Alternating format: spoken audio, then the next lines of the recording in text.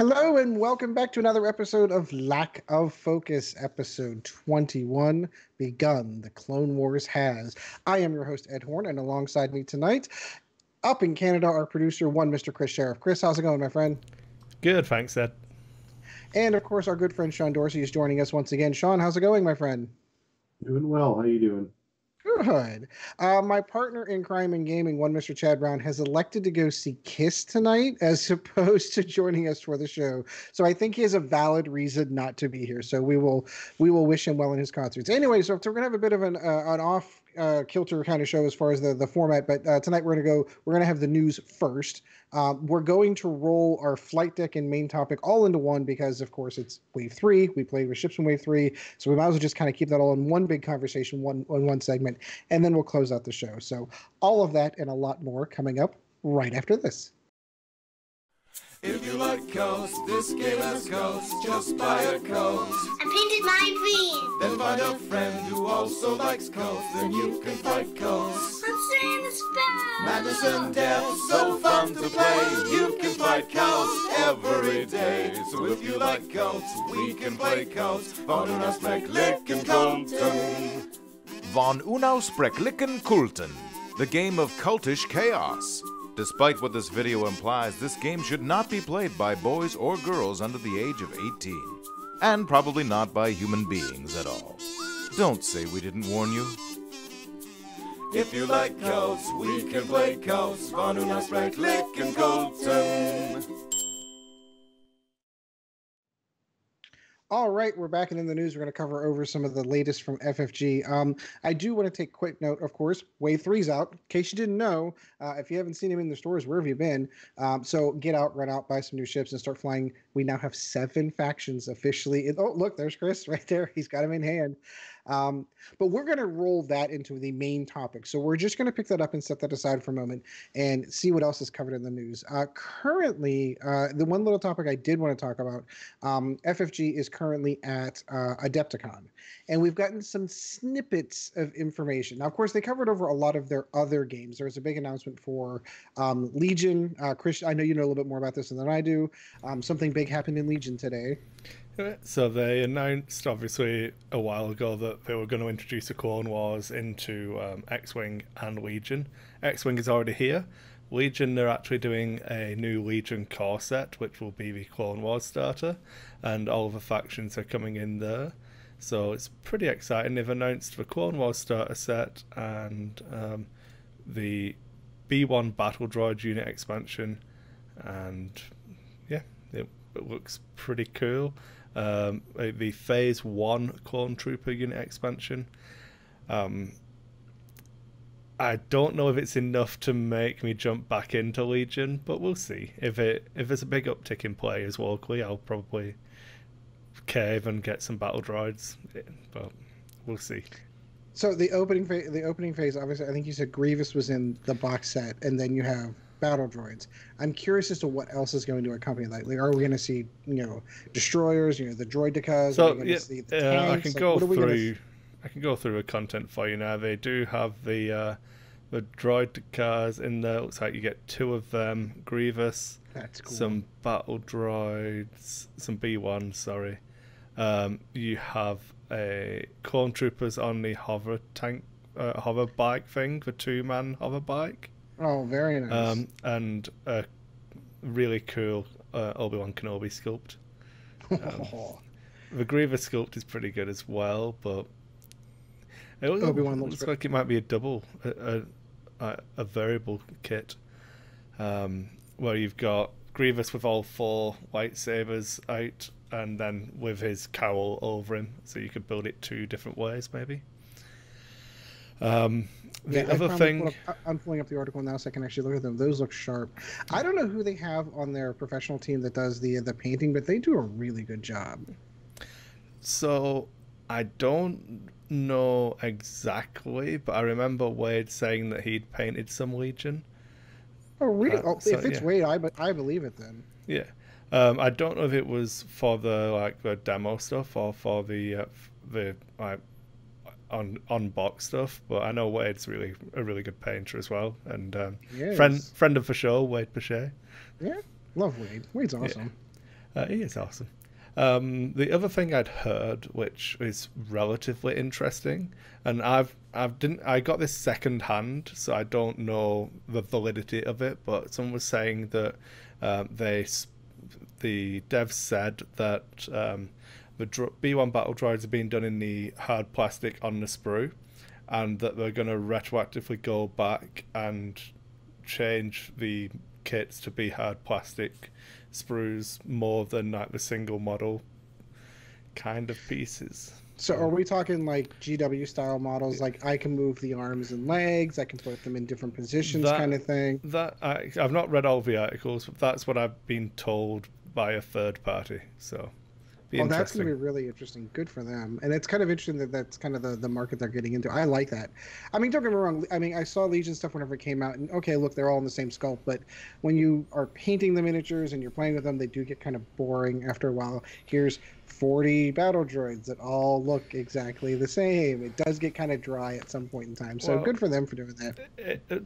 This is addressing a lot of my big concerns that I had with Legion anyway, because my main concerns with variety in armies, you're naturally going to gravitate towards the powerful units. So with only 2 factions, the battles are going to be pretty samey, and the fact that it's a mass battle game, I felt that it was just a lot of the same stuff over and over again. So I said, because you've got the same sergeant with his goggles and gun on the ground, and I really didn't like that. So if they are doing multi-part where there's a little bit of variety, I'm probably in even harder. Yeah, see, I would like it, the idea that you also got... All right, so if those of you that are only listening to this for the X-Men content, I know this is kind of... It's lack of focus, where else would we be? So with GW models, sometimes they give you extra bits and bobs. Like there's hand grenades that not every model has, or there's a pistol within a holster that you can put on. You can customize them just a little bit, just with the pieces that come into it, to make your Space Marines or your Orcs look different. So each one of them has their own personality to it. Now I don't know. I mean, obviously, if they're just going to go to hard plastic, just for the movability, just to put them in different poses, would be cool. But I'd kind of like to see some of those other little things too, like give one guy a pistol on his holster kind of thing. That would be cool. So I don't know where they're going to go with it, but that sounds really cool.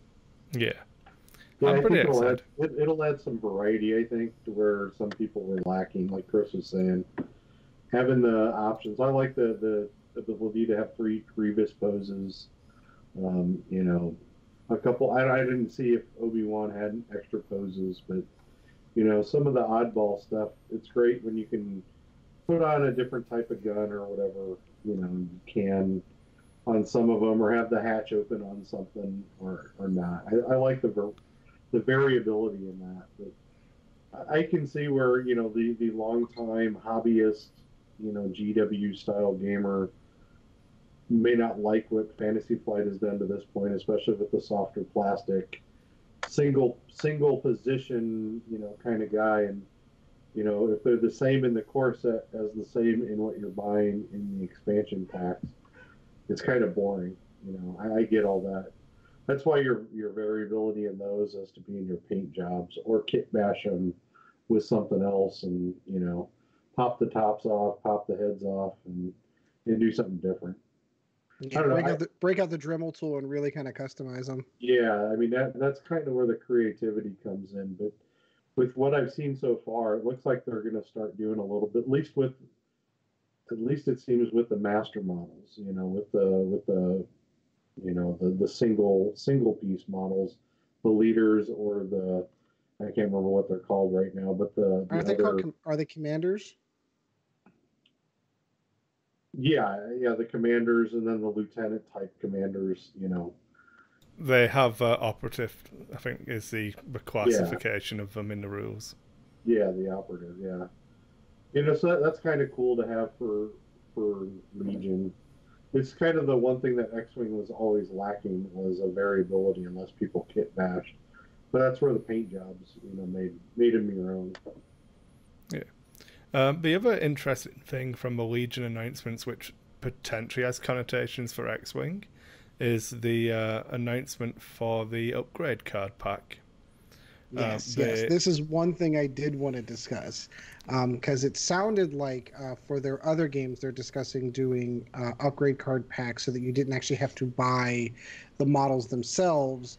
You could just get the cardboard, which is something that we have been preaching for a long time. So while it wasn't announced for X-Wing, I believe, and again, this is secondhand, take this with a grain of salt, it was informed to me that when Alex was talking about this, he had also mentioned that we can go with different pilots, which could be a different way to introduce new pilots into a game. What we're used to is the what am I thinking? Like the Aces packs from X-Wing First Edition, where they would reintroduce a ship and here's a whole bunch of new pilots for them. But if they wanted to upgrade to new pilots into the same ships that you already had, this would be an awesome way to do it. Plus, it kind of solves some of that problem where you have some of those upgrades that kind of cross-pollinate between two different factions. Darth Maul, for example, you can only get him on the dark side, but if there is some reasons why someone from the rebel side would want him if you're running Moldy Crow's a big one. Moldy Crow only one, comes in rebel. And that's the most popular one because it's like one of the best upgrades in the game. So people are buying a $50 conversion kit who are just scum players to get the Moldy Crow card. But yeah. Hey, I spent $100 to get my Emperor Palpatine. I'm just saying. No, many did. At least you got a free Raider with it. I did, and it looks great right there. It's right there. Hey, you know, one thing I want to throw out there about this, though, looking at the cards in the Legion set. So if you're looking at it in a comparison, you're not really getting new ships. You're getting training upgrades, grenade upgrades, gear upgrades, force upgrades, comms upgrades, and then a new set of command cards. Yeah.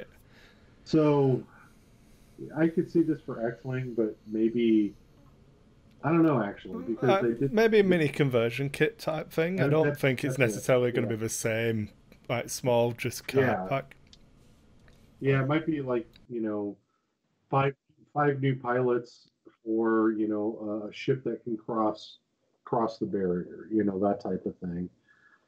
It'll be interesting to see if they do it. I actually hope that they do it because I think that'll bring more people, or at least keep some people's interest in the game that'll wane, as 2.0 grows a little more mature. The thing that really got me about I know we're going to cover Wave 3, but it kind of ties into this. But Mining Guild TIE was Wave 2 and came with 2 generics and 4 uniques. It was like the TIE Fighter style pack, so 6 pilots.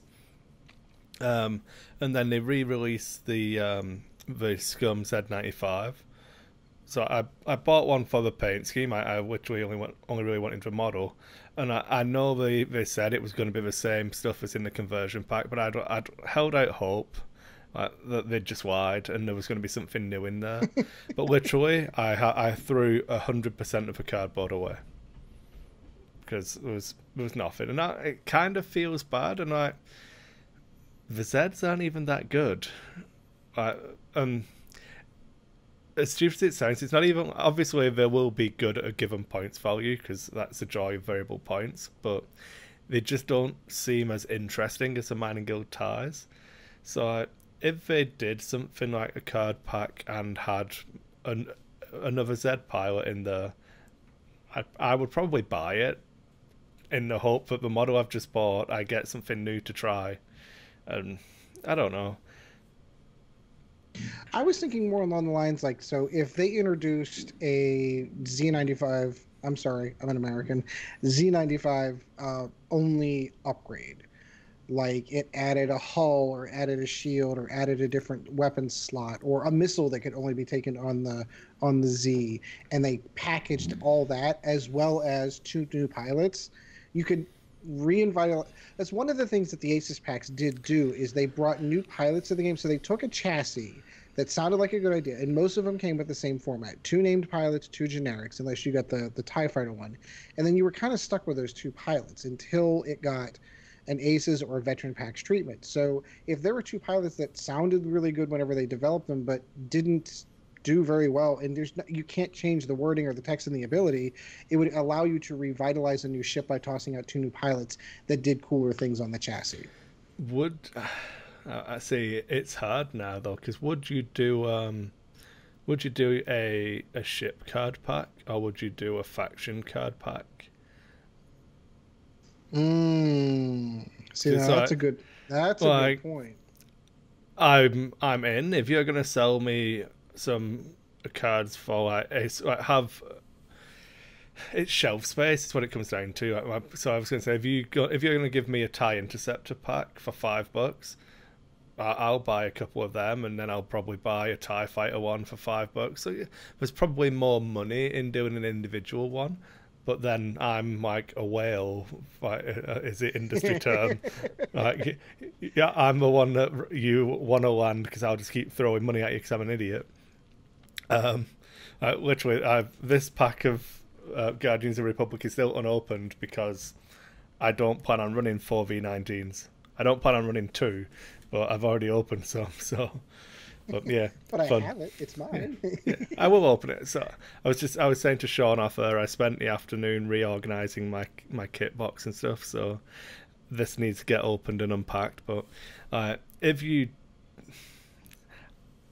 think I'd be more upset if it was a ship specific. Like you're saying, if you do these cards are good with this ship, you should buy it.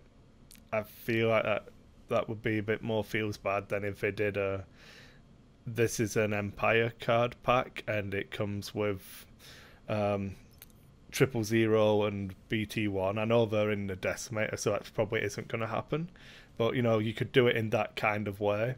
And yeah, I see what you're saying. I guess I know if you think about like the veterans packs, though, for example, so like the first one we saw was the Imperial Veterans one, which was strictly TIE Interceptors, and you got 2 new special paint job TIE Interceptors and a whole bunch of upgrades. So you didn't have to go out and buy the A-wing just to get pushed to the limit, which should have been stapled onto the old first edition TIE Interceptor. If they did something like that, or the what am I thinking? The one that Countess Ryad came in, where it was a bomber and a defender. It was 2 ships that weren't seeing very much play in the meta. They released an entire pack. All right, here's a quick upgrade pack to give you 2 whole new pilots for the ships and upgrades to make them viable again. So like maybe going down to the ship level is probably a bit much, but if they did it in like 2 or 3 ship packs like that, I could see that. Well, I suppose that is a happy meet. I don't think if you do a faction pack, I don't think it would need to be every ship in the faction gets a new pilot. But yeah, so if you're gonna do that, I would probably call it Imperial Upgrade Pack 1, and then in a year's time do Pack 2. I don't know. Okay, we can agree on that one. That's what they should do. We should tell them. Yo, Alex, you know that thing you said about pilots instead of upgrade cards for Legion, and it's never going to happen? Yeah, because there's nothing announced. It's only for Legion, so we can hope. This is pure speculation. You said you heard someone. Did someone tell you that he said pilots? Because I've not. I have to be honest. I've been terrible this weekend. I haven't watched the videos and stuff. That I watched the video of the YouTube video this morning was there and said that he had mentioned pilots. He said he felt like it was a slip of the tongue. So take that with a grain of salt. So it may or may not ever come.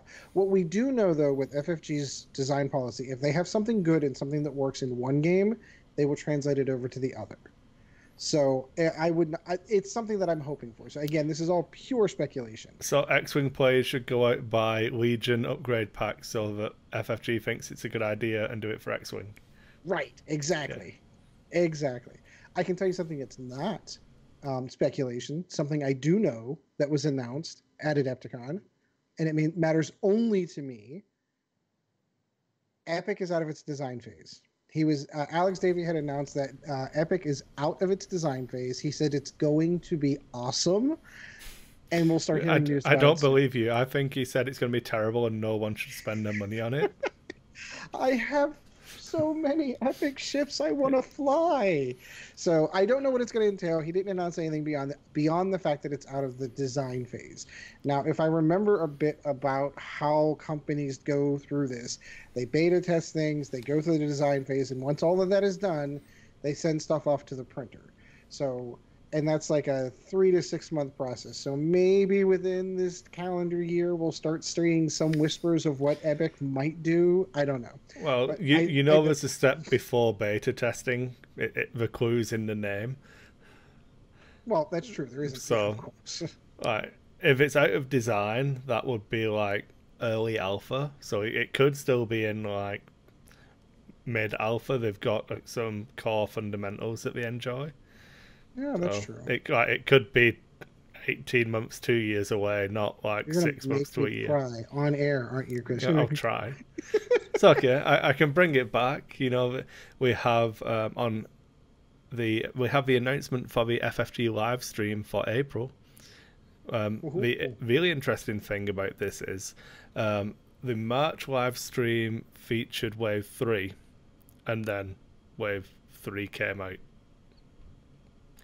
In April 30th, we have Wave 4's live stream gameplay and discussion. So that could be Wave 4. I mean, it's April 30th, so it's not coming out in April. But like, if you follow the same timeline, we could be seeing it by May. Yeah, we could have Wave 4 by May. That's like crazy turnaround. It's crazy turnaround, but like I think at some point in time, like they need to take it easy on everyone's wallets. I get where they're going. Wave 4 is a lot smaller. This is true. It's one ship per faction, and you don't need to buy every ship. And if you are already a collector, you have half of the wave already. Obviously, you're going to buy B-Wings because you're an idiot, and you want the spinny rotating ones. But like, you're not going to buy a Decimator. Guilty. What is it? Decimator, B-Wing. I'm going to have to check again. It's your boy, Annie. Oh yeah. The Naboo Starfighter is in that wave. To be honest, I'm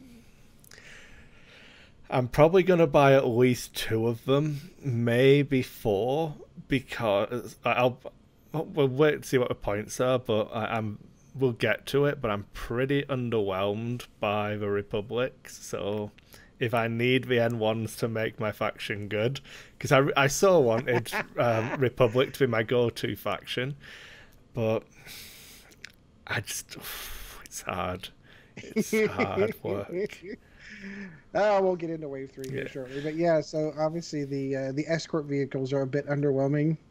Yeah, the other one on Wave 4, obviously the Hyena Bomber and the Resistance. Ah, yeah, I forgot about that.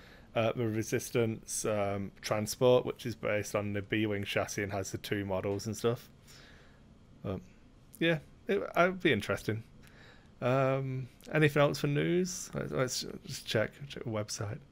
Star Wars Celebration. They're announcing stuff at Celebration, aren't they? Wave 5. They're announcing Wave 5 at Celebration. That was the other key point that I was going to point out, is that they had mentioned, which is unusual because they've not done that at a Star Wars Celebration before. Normally they wait for the tradesy shows like Adepticon or Gen Con or something like that to make those announcements. So announcing that at Star Wars Celebration is going to be kind of cool. Yeah. And obviously the big news of the day is that the Adepticon event only Vulture droids were indeed selling for $100. Well done. Seriously? Who knew? Yeah. I think they're out. They brought. You're talking the special edition paint job one. Yeah, the special edition paint job ones were selling for $100. They brought 400 of them to Adepticon and sold out. And yeah, so if you want to go and waste your money on that, sorry, that's being facetious slightly. If you want to go and spend your money on that, feel free.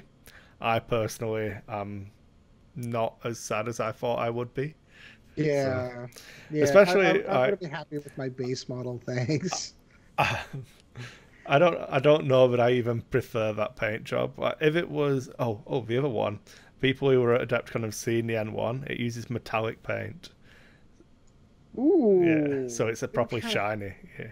Oh, now I can't wait to see that. Yeah, I'm excited. I am excited.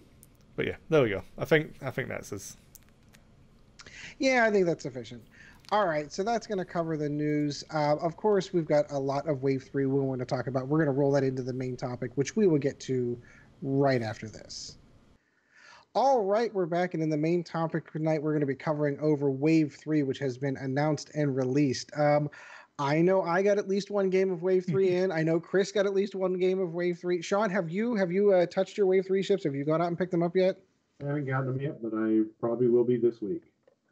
Excellent. All right, so Kris, do you want to talk about our game first, or do you just want to talk about your first impressions? Because I've got a lot I can talk about. I don't know. We can roll it all in together. I think. I played 2 games with Separatists before our game, and you wanted to try out the Separatist Swarm, so I ran some Republic, and then I played 3 games of X-Wing last night. So that was 1 game with Republic, 2 games with Separatists. So I've been all on the Wave 3 hype train. So yeah. Oh, it's a whole new faction. Yeah. The first thing that I saw, and I know we talked about this when we reviewed the previews, I feel like Separatists go in 2 different directions. It's either you're running the Sith Infiltrator and an escort, or you're just going straight up, I'm going to abuse passing those calculate tokens around vulture droids with an escort. And that's the direction that I went. So I don't have the list necessarily in front of me, but I know that you might have it, actually. Yeah. You went all Initiative 3, didn't you? Or not? No, I had 2. So I had 2 of the Trade Federation drones with, and me, I was trying to abuse the energy shell missiles. So I had 5 grand total vulture droids. 2 of them the Initiative 1s, which are the Trade Federations. 3 at Initiative 3. All of them were equipped with energy shells, and then the what is the name of that ship? The Bulbasaur. That one. The belly rub. The belly rub. He was toting with him Kraken. It's actually called the Belbalab. The Bulbasaur is a Pokemon. Come on. But yeah, so I read Watt. He had Kraken, and then of course he had the title and the why am I drawing a blank? Thank you, Treacherous. He was so that was it. That was the whole upgrade. So you basically had all of those Ultra Droids. That played the way I wanted it to. I flew poorly, and you can see that because Kris streamed it, and I'm sure he's going to post it somewhere. I flew poorly toward the end, but it flew the way that I wanted a swarm to fly, because you really can't discount all of those red dice rolling out there. Like with the ability to be able to fire off those. All right, so when you've got Kraken's ability says that you can pick 3 ships who do not remove their calculate tokens in the end phase. So you move forward, give everyone a calculate token. 2 ships lose them. On the next turn, they can then target lock and have their calculate and fire off their energy shells.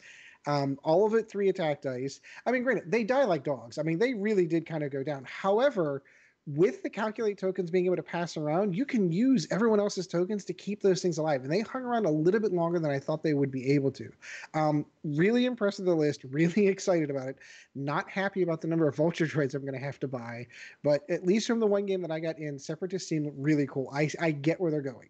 They do have a severe problem against Aces lists, because their highest initiative in the entire faction is what, 3? 5.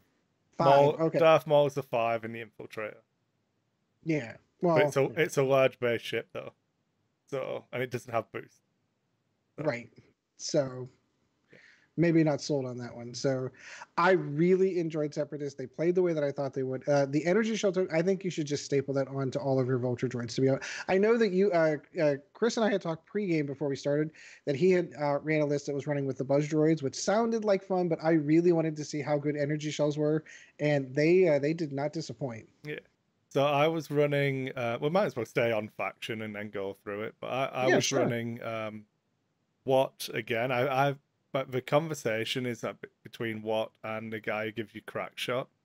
But I don't think you have enough calculate tokens for the long term. So I prefer running Watt to give me a little bit of offense. He gets the rerolls when people are at range 1 calculating. He's got Kraken, so he can calculate himself to give himself a reroll if he's at range 1. Important note on that one. I totally forgot about that. And you're like, oh yeah, you did that right. I'm like, I did it right by accident. Yeah. What Tambor is a person. He's not a robot. He doesn't calculate. Kraken does it for him. But I was running Wat Tambor with Soulless 1, Treacherous, and Kraken, same basically as you, 66 points. Then I was running 3 of the Separatist drones with Energy Shell Charges and Munition Failsafe. Then 2 Trade Federations with Discord Missiles. The idea was that they'd be the ones that would hold calculate so that they can spend 1 to launch the Discords effectively at Initiative 7. Like, it's the start of the engagement phase, so it's before even like Han would shoot or whatever. And then once they've delivered them, people don't consider them a threat. So like you get ships that are ignored and good blockers. But then I've recently switched it around to just be, I've dropped Treacherous off Wat Tambor to make all of the list Initiative 3. I don't know if it's the right choice or not. I'm spending... I could probably get an extra Vulture if I lowered everything down a little bit. But I feel like it gives me a chance against the Rebel beef lists that are all Initiative 2 that I wouldn't otherwise have. So I feel like in the long run it's probably worth the points, but that's the list. So wait, to make sure I've got the math on that one. So by dropping Treacherous, you're able to bump up the PS1s to PS3s, yeah. And they all have energy shells? No, I still have 2 with Discord Missiles. Oh, I see where you're going. Okay. Yeah. So they are 1 point cheaper. No, 1 point more expensive than the other guys. Basically, yeah, the list I was running was 199 points. Dropping Treacherous frees up 3 points. So then divide that by 2 for the upgrades for the 2. It works. The math is solid. The math works. So it comes out to a 200-point list. Yeah. You don't need to bid. Right? Yeah, the bid's pretty irrelevant, to be honest. You're going to be moving first unless you're flying against rebels. And then, again, it's just trying to avoid giving them extra target locks and stuff like that. But, yeah. Point them at something, shoot stuff with energy shells, launch buzz droids at people. Buzz droids have been fun, but probably energy shells are better. Exactly my thought process. It's fine. They're cheaper. I could keep them, and I'm curious to how long they stay cheaper, though. I mean, just for my instinct of if you've got something that's cheap and it feels good, that's one of this thing about being in this variable point thing now. Like, I feel like if there's going to be a change to Separatists, that's going to be one of them. But I don't know how you can do it because, I mean, and we had talked about this. They're 20 points, and this is something we haven't even touched on yet. Yeah. Was the points the fact that the Trade Federation droid at its the lowest point, lowest initiative for the Vulture droid is 20 points. Yeah. And if you're an old school X-wing player, that is a 10-point ship. Now, granted, there is a baked-in rule into the game that you can only run 8 ships grand total. Part of me, I do want to add a caveat that is a tournament regulation. It isn't a game rule. So if you're playing on your kitchen table, you can run 10 Initiative 1 Vultures. No one's going to stop you. It's perfectly legal. You just can't take it to an official tournament. Fair argument. But I know we'd had this offline conversation where I really wish that they had made an exception for Separatists because it would have given them their own, like, again, I hate drawing back the comparisons to GW again, but people that played Green Tide orcs where they're running literally 180 models. Just that ability to be able to put out more models than any other faction. And granted, they're Initiative 1, they die like dogs, but just the idea of being able to run 10 ships on the board would have been super cool. I disagree somewhat. Like, if you want to, you can. Like, it's not an inherent game rule. It's only a tournament regulation. For tournament play, you've got to be conscious of the time it takes to move your ships. So 8 is enough. You're not going to run 8 ships. Like, at 20 points, Ed, were you running 8 ships? No. Were you running 7? I was running 6 because I felt that the energy shell should be stapled to the Trade Federation droid. Yeah. And the reason for it is it comes out to the exact same points as the TIE Fighter would, the low-end TIE Fighter, the Academy Fighter. They're both 24 points. They both have the same hull. I mean, obviously, this one's got a little bit, it's only got 2 evade, but it's got 3 attack dice. And to me, that is a fair trade. I mean, it's that same conversation we used to have with the Z95 versus the Academy pilot. One has 2 shields and 2 hull. One has 3. It works out better. That it feels like the Z95 was better than the baseline TIE Fighter. I feel like, yeah, I did. You taught me on the pronunciation because it's talking to you. You're doing it to me. I felt like the 24 points that you would spend for a Trade Federation Vulture droid is better than the 24 points that you would spend for an Academy TIE pilot. It gave 23 it its own points for an Academy. All right, 23. Fair point. Fair argument. Sorry, Sean, you were saying something, Sean? Well, I was going to say, when you're looking at this in a tournament sense, do you really want to fly 10 of those things? I mean, that's a lot of movement. It's a lot of time. Your turn is going to be multi-minutes just in planning and moving. And then from, of course, as those things die, because they will die well. The simplified tournament play is, I think, what a lot of people should want to. That's why I like the 3, 4, 5 ship builds. Really simplifies your tournament play as far as movement goes and how much time you spend having to think about where each ship has to fly. So, yeah, it should. I agree with you, Ed. Putting 10 on the table would be cool, but I've watched people, in tournaments who are, playing TIE Swarms. At the end of the day, those guys are just taxed to death, And and it's a good argument. You're right. I thought for the coolness factor alone, the fact that they're the only faction in the game that could do it, I thought would be kind of cool. Yeah, I agree. If they would have changed the restriction rule for them just for that type of ship, that'd have been cool. But I'm with Kris on part of this, where the necessity of it, just keep everything across the board the same. That way there's no confusion. But my God, I would not want to play 10 of any ship, 10 ships at all, actually. So my counter to that, though, is that argument feels artificially inflated because they're the only faction that could even potentially do it. Yeah, but even at 8, even if you're running 8, I flew 7 Z95s. I flew 8 Z95s. I hated that, because there's a lot of work. There's a lot of, after the alpha, which Z95s truly did not have an alpha strike. They had a alpha dying more than anything else. But when you were starting out and you're moving 8 ships, great, because you could do whatever you wanted with them. But once you get into the scrum, it was, to me, more fun to play 3 B-Wings than it was to play 8 Z95s. Yeah, I agree. Because of that, the gameplay and the way that the gameplay goes.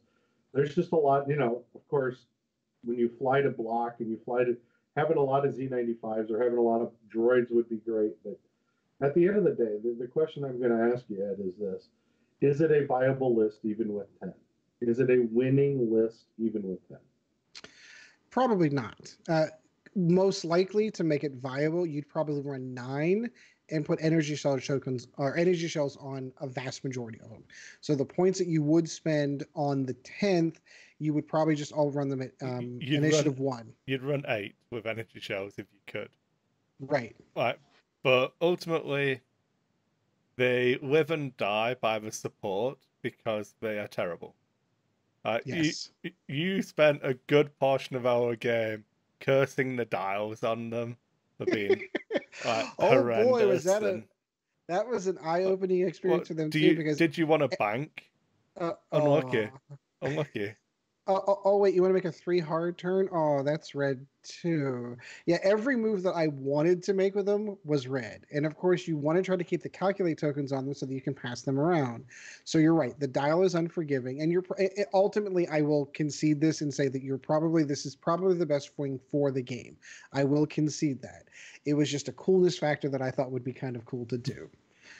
I mean, if you played them differently, one thing, because I was only in your game for a very short period of time, thanks to our great ISP here right now. But the thing about it is that you would have to run that list with the concept in mind of almost like having 3 groups of those things, so that you always have something pointing in the right direction while the other ones are turning around, and because you want to calculate, you want all of that going with those. But once again, though, it's that factor of, is it a viable list at 10? Is it a viable list at 8? You have to put something else on it to make it viable. So now you're looking at 7. Now you're looking at 7. So now, by the end of the day, by the time you're done building that list, you're probably wanting to play something else anyway. Even when you look at them, the base ship at 20 points is overcosted. When you compare a 20-point vulture to a 24-point vulture with energy shell charges, you're getting more than 4 points worth of value. Yes. So, but I don't think an Initiative 1 vulture with energy shells is worth 25 or 26.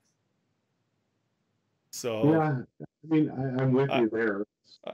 The upgrade is nailed on, but I just don't think. I think the problem is they should be 18 points, or even and we had this talk too. Even 16. Yeah, have them at 16 points a ship, and then charge 8 points for energy shell charges, and then I've got a decision to make. Right, exactly. Yep. But then you run into, well, I've now got a 16-point filler ship that I can literally throw in at the end. So I get it. There's a fine line between, I'm not actually doing it to make the Initiative 1 vultures viable. I'm doing it to make 3 infiltrators and an Initiative 1 vulture viable, because I can now fit it in. And I don't know. Yeah.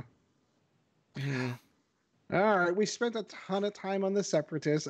We didn't actually talk much about the Infiltrator. In my opinion, because of the large base ship, it's really good, but there's only I might as well give you this. I've been chatting a lot with Kris, Allen, who were on Discord talking about. We were chatting about different stupid lists and things, and I really want to fly the Infiltrator, but I can't fit it in. I can't get the support I want, so the only list you can do was Maul with what is it? I have it here. It's Darth Maul with Palpatine. Then you can get 4. No, you can get 5 Initiative 1s with energy shells. But that's interesting. The interesting thing about it is it actually has a really good dial, in my opinion. Yeah, it is. It's not a bad ship, but I don't think there's enough in the faction with the current costings that you can do everything you want to with it, which is fine. I don't know that you necessarily should be able to do everything you want to. Out of the gate. Yeah, you should have to make hard choices, but for me, the choices were a little bit too hard. Yeah, and it's a large base ship, correct? Yeah, that it is. So a 2 sloop on a large base ship. Mm-hmm. Now we're back into the IG-88 style of territory when it comes to. Which is exactly why I told Kris the list that I would run if I was going to run the Infiltrator was I was going to run 2 of them. Yeah. So yeah, I would agree with that actually. It's 10 hit points if you're running Maul, Maul and Dooku, I would guess. Or Maul. Yeah, so you would run. This is the list I think I would run. It would be Darth Maul with Count Dooku crew, which gives him 4 force points, so he can potentially and then hate. So you're going to do his ability, have mods, and still, if people are shooting you, you're gonna be full on force all the time. And then you can get 5 Trade Federation drones with energy shell charges, and still have a 3-point bid. So that feels pretty good. Yeah. But there's no variety in that list. You can drop hate, but that's probably the wrong choice if you want to go to Palpatine. but you need hate to fuel Palpatine if you want to do the infinite. Every time you shoot me, I rebel captive you. Because that's what, like, you never flip Palpatine into a coordinate mode, because when you're going to coordinate some Initiative 1 Trade Federation drones, oh, awesome. Right. I'm gonna have to toy with it, because I'm starting to think of, like, and again, this is probably my old first edition brain working, but there's a part of me that remembers a list that may or may not have involved one big ship and 3 small ships, so the Fat Han list, that was pretty darn viable. And maybe it might be possible to squeeze out 3 of those Vulture droids, kit it out a little bit better instead of the 5. That might prove better. But part of me thinks, like, then you're really kind of stretching, I feel. Listen to what you just said. I know. How can you ever make 3 Vulture droids better than 5? I don't care if you take 3 Precise Hunters. They're not they're not better than 5 Initiative 1. Yep. You're right, and that's ultimately in the end what that comes down to.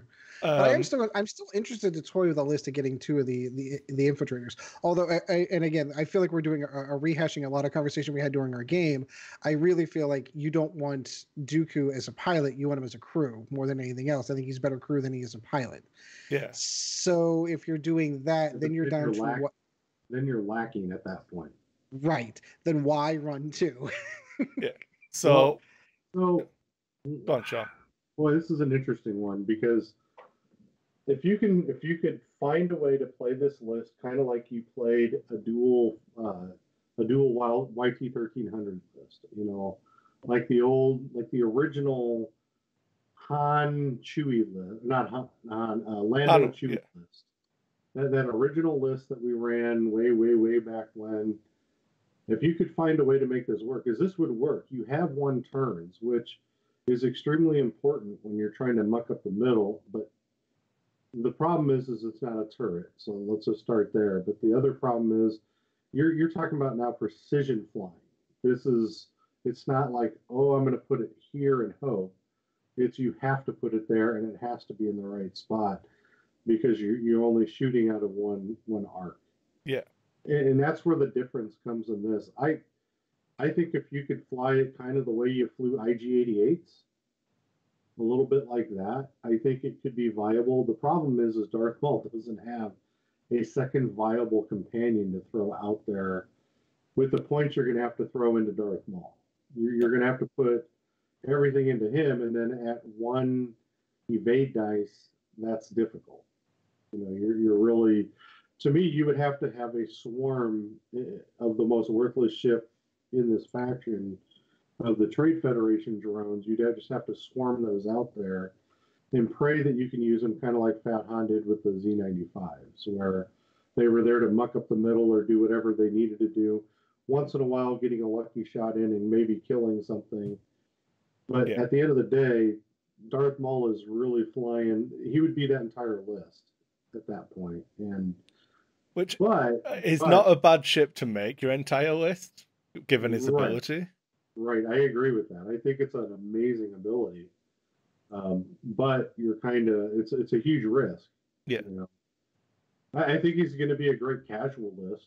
To be honest with you, it'll be a great vassal, play for fun style list until the faction gets more in it. I was just going to say that, Sean. It's like the next time I play you, Kris, I will try a Maul 5 Vulture droid list and see how it comes out. So the other way I think might be better, and I hate myself, but it's Maul with Sidious, so Palpatine and Hate, and then you basically have to drop 1 of the energy shell charges off 1 of them. So you still get 5, but only 4 of them have the charges. So that way Maul still has 4 force, but he's attacking at Initiative 5, and you spend 2 to double tap. Then every time somebody shoots you, you spend a force to put a stress on them with that's what I wanted. Chancellor Palpatine, not Darth Sidious. That's what side you. Okay, I was gonna say I felt like we were missing an upgrade there. Yeah. So after you defend, if the attacker is at range 0 to 2, you may spend a force. If you do, the attacker gains 1 stress token. So it's just rebel captive, but works every time you spend a force. You've got hate, so they're damaging you because you've only got 1 agility. So you always have force. So if they want to take if they want to take Maul out, they have to shoot at you, which you end up just stressing everybody, and then your vultures pounce on the stressed weaklings, and hopefully the machine rises. Shells. Yeah. That sounds like very similar to that sounds like a list I'll give a shot. So the next time we play on Vassal, that's the one I'll give a shot at. Yeah. Shall we talk about the next most exciting ship from Wave 3? No, the Striker. TIE Striker's out. Okay. Yeah, that's good. Didn't change my list because nothing new was in the pack. I was sad. Nope. Yeah. I was kind of disappointed in that too. Yeah, that Z95s. Again, I bought one because the paint scheme was awesome. I have put a Z into a list. I was going to talk about it in the listener questions, but I suppose while we're rolling flight deck into it, I was saying I was repacking my my box of ready to go squads, and I wanted to try a Han list for a scum Han list because I think is really good and isn't seeing play because people weren't really running the turrets, and I probably went a little bit too expensive, but we'll see. So I took Han Solo with trick shot, Deceptive Co-Pilot, Lando Calrissian, Millennium Falcon title, Hotshot Gunner, and then an autopilot drone. So the drone can start the drone outside of the ship, so you can burn down a couple of charges, get a couple of coordinates, crash it into it to dock it inside you so you can start spending its shields, and launch it back out to blow up. Wait, doesn't it blow up after a couple of turns? It only goes 2 turns, right? It goes 3 turns. It's got 3 charges, but you can re-dock it. So if it's docked, the charges don't go down. Right. Oh, okay. I see where you're going. I see where you're going. So you get it so that it has one charge. Right? So the turn you launch it, it will explode. But so you get a couple of turns of coordinate out of it, and then get it back inside, then launch it back out later in the game after you've spent its shields. I see where we're going. Okay, gotcha. Perceptive Co-Pilot is the motor fuel Lando, because you can spend a focus to re-roll the dice with Lando. So you're kind of getting decent mods there. Hotshot Gunner, because Han's Initiative 6, so it's the old Hotshot Co-Pilot type thing, where they've got to spend a focus or a calculate. And it is only 85 points, which feels pretty cheap for that. If you can get obstructed shots, it's 4 dice. Feels okay. Autopilot drone's an extra 12 points, but whatever. Then Fenrir with Fearless, because I'm just going to push him in people's faces, shoot them with Han to try and strip off the tokens, and then roll a million dice at them with Fen, and hope that they go after Fen because they're scared. Then, the reason this is a Wave 3 list is because there's a Binary Pirate with a Deadman switch. Ooh, there we go. So that all kinds of exploding ships. Yeah, I want to launch my drone into my Binary Pirate to blow up and damage them, so that my Binary Pirate blows up and damages them, and then I'll be happy. That's awesome. And it's hyperspace legal now, so yeah, good. Totally hyperspace legal. Yeah. So that is one of the lists that made the cut. So that one I'll hopefully have. My plan is I want to put 6 lists in there that are all ready to go, and I'll try and get at least 1 game in with each list so I can talk about it on the show or whatever. So that's in and packed, ready to go. So when we do the listener questions, one of the things I'm going to see, either you and Sean can pick my 6th list, or we'll put it out for the listeners to come up with a list for me. But yeah, I suppose. Shall we just go through now? In fact, well, really quick, I want to throw this out there.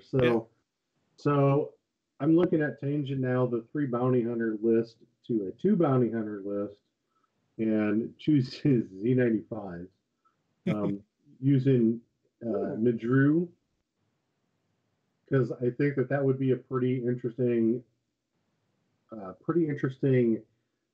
slant on this list, because now are you worrying about 2 bounty hunters that can do a lot of different things?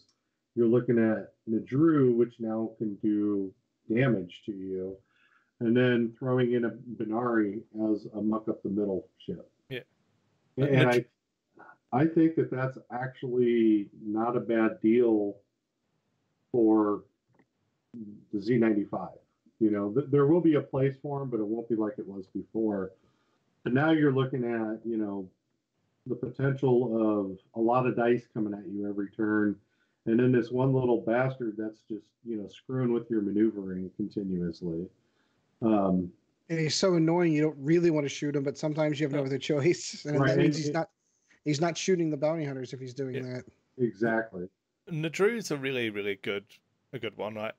A number of times I've spoke about Wampa and how I always have them on a flank and just make it a pain to have to do anything about it.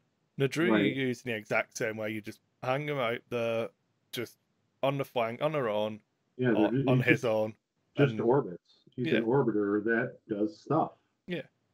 I'll take my range 3, maybe just clip range 2 shots at you from the opposite side of the table. 3 dice. If you want to do anything, okay. Yeah, if you're going to chase Nadru, I'm going to win the game. Yeah. Because I've thrown a lot of dice with bounty hunters. Yeah. Was there another irrelevant ship that came out in we haven't really touched the Republic much. I was saving it. I'm getting a boring one set away. Save it, getting all the boring ones out of the way. Was there a Rebel release? Did Rebels get anything? No, aren't they the ones that didn't get anything? Yeah, they're the ones I thought didn't get anything. Okay, that's fine. Yeah, as long as I wasn't imagining so. No, I'll double check while you go ahead and start on the Republic. Yeah. Because you have way more playtime in them than I do. I've seen them, I've not played them. Yeah. You played against me running the Republic, and so Republic is hard. Anakin's really, really good. And then I stopped. I don't know. He has nothing. There is nothing to go with Anakin right now. And that's what I'm going to go all in on with the new factions. Is the Republic, because I love the Jedi. I was never a huge fan of the Jedi Starfighter as far as movie goes, but I really like the looks of the ships in this game right now. That's a really cool looking one, and I actually want to paint one and paint it in metallic silver because I think that would just be slick as all get out, and then put some blue striping in it somewhere. You know, some blue lines in it. Yeah. I think, but I can't find anything to play with them. I think you've got to go with Anakin, Obi-Wan, and Plo Koon, is it? The Initiative 6 Jedi? Sorry, Initiative 5 pilot. Purely because you get 3 aces, and I think that's the only way to do it at the minute. You can do arc spam, like the Initiative 2 arcs, the what are they called? The Blue Squadrons. No, the 104th Battalion pilots every arc 170s. It costs too much. The base ones, Initiative 2s, aren't too bad. But at 42 points though, and I get it. You know, I understand they're medium base ships. They're bigger. They have a front back arc. But my God, you can get 4 of them. Like if you think about your 3 bounty hunter list, and then you can do that, but with an extra ship. Yeah, I agree. I mean, I'm just not as the bounty hunter ship. What makes that so appealing to me is because they're like oversized B-wings. Yeah, like the good thing with the bounty hunter is that obviously you have the extra evade dice, you've got an extra hit point, and you've got 3 dice out of the back as well. So all of those are advantages over the 4 arcs, but I do think that they're viable because whilst you might have better shots out the bum, if I just shoot all 12 of my dice out the front at you, it's a fair trade. I suppose you should have reinforced. So, but if you're at Initiative 2 and everybody else is at Initiative 3, at the end of the day with 1 defense die, you're probably losing a ship before you're ever firing.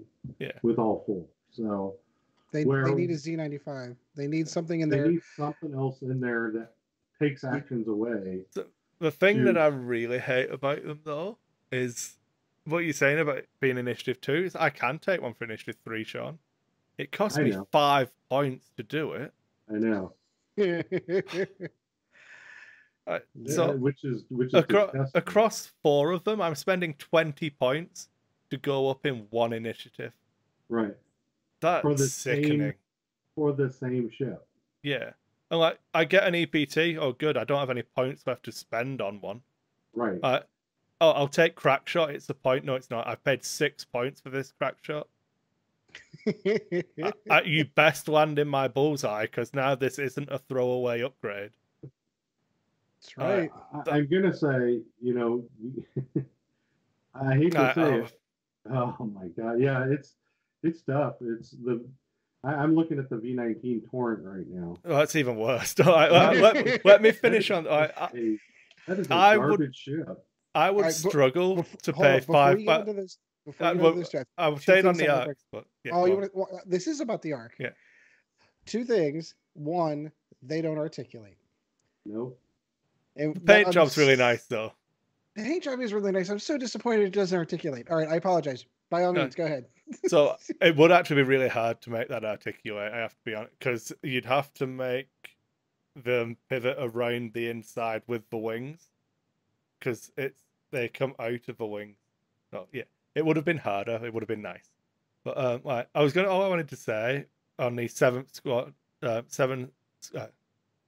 7 veteran was that for that 5 point, I would struggle to justify going to initiative 4 with an EPT for 5 points. I'm gonna do something I don't like doing, but I'm gonna check for TIE Phantom now, and we'll see how much the increase for that is. So IMDA test pilot is initiative 3, 43 points. To go to an initiative 4 with an EPT costs them 3 points.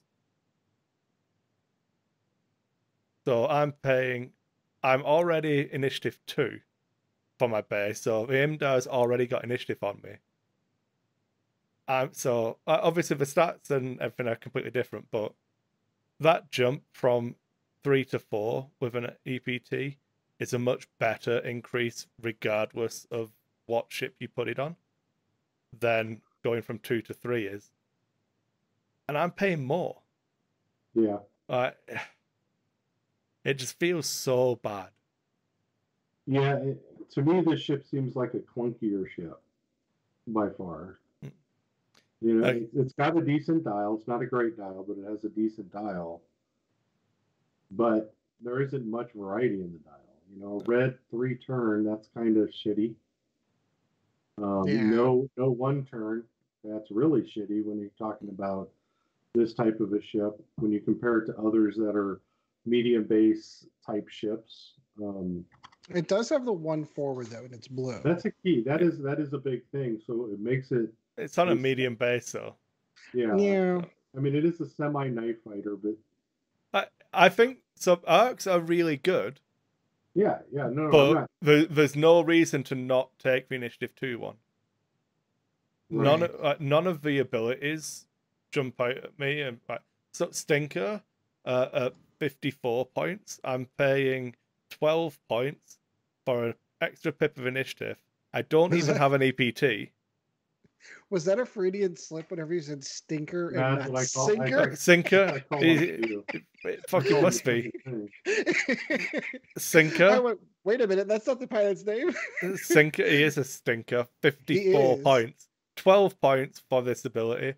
Well, a friendly ship at range 1 to 2 in your side arcs performs a primary attack. It may reroll 1 die. Cool. How many ships can I have? Good. Yeah, the problem is it's a positional ship now. Yeah. It's not like Howlrunner who could do everything in the bubble.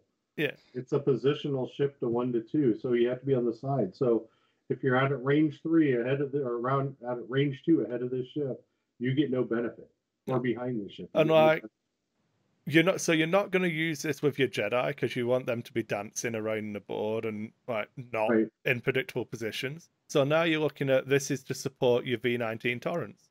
Cool. So it works with my missiles, right? Oh no, it doesn't.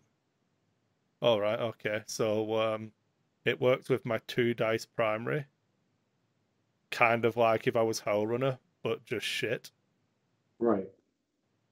At a what? How many point cost difference? Yeah, Howlrunner's 40 points. Yeah. Obviously, this is much more survivable than Howlrunner. That's a disingenuous comparison on my part. But if you're gonna do this style of supporting list, just take a TIE Swarm, because you will not win as many games doing this. But I tried in my game against you, and I tried to love it. I wanted to field the V19s, but they're just even worse than the ARC. Yeah. I tend to agree. I mean, they soaked up a lot of damage. I'll give them that. So I have changed. So for my list against Ed, I was running Anakin with the Delta 7B, and that astromech that just is nailed onto him. R4P17. Yeah. So basically, he gets a 3 dice primary, and can do red maneuvers, still get actions. So it was solid. I really enjoyed playing Anakin. Yeah, I didn't feel like he was overpowered, and that's one of my the critiques of the follow up from that game was, I mean, he felt good. He felt like a good pilot, but he felt like he was worth 83 points because he's 83 points. So I don't know about that. My Anakin runs 97 right now. Yeah. Ooh. Yeah. Because I'm adding a shield to him. Yeah. Oh. So making it a little bit more survivable. Yeah, I could see that. I was looking. No, I've got an Anakin. They don't have the right escorts. At some point, I'm going to run this Anakin. I promise you I'll run it. I'll probably play against Ed so I can actually win the game. I'm going to run my 123-point Anakin. Ooh. Oh, are you running supernatural reflexes, baby? Yeah. Oh yeah. So looking at this, though, I'm looking at what the hell you can fly with Anakin now. I guess you could fly what, 1, 2 Jedi Knights. I wanted to try and do a hammer and anvil type thing. So against Ed, I ran 2 of the boy squadrons with Crackshot and the Squad 7 veteran with Crackshot and 7th Fleet Gunner. Too many 7s in this conversation. And it felt fine. Right, so one caveat I should put is that I feel like Separatists and Republic are actually really well balanced against each other. Like, it felt fine. It's only when you expose it to the rest of X-Wing that it actually falls down. So that it kind of feels bad that, you know, it's obvious that it was really exciting that all these clones fighting against these droids and it's all good fun and awesome.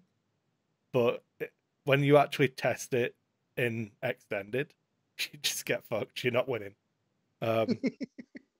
But I wanted to give it the benefit of a doubt and try it with what I thought was the overly expensive one.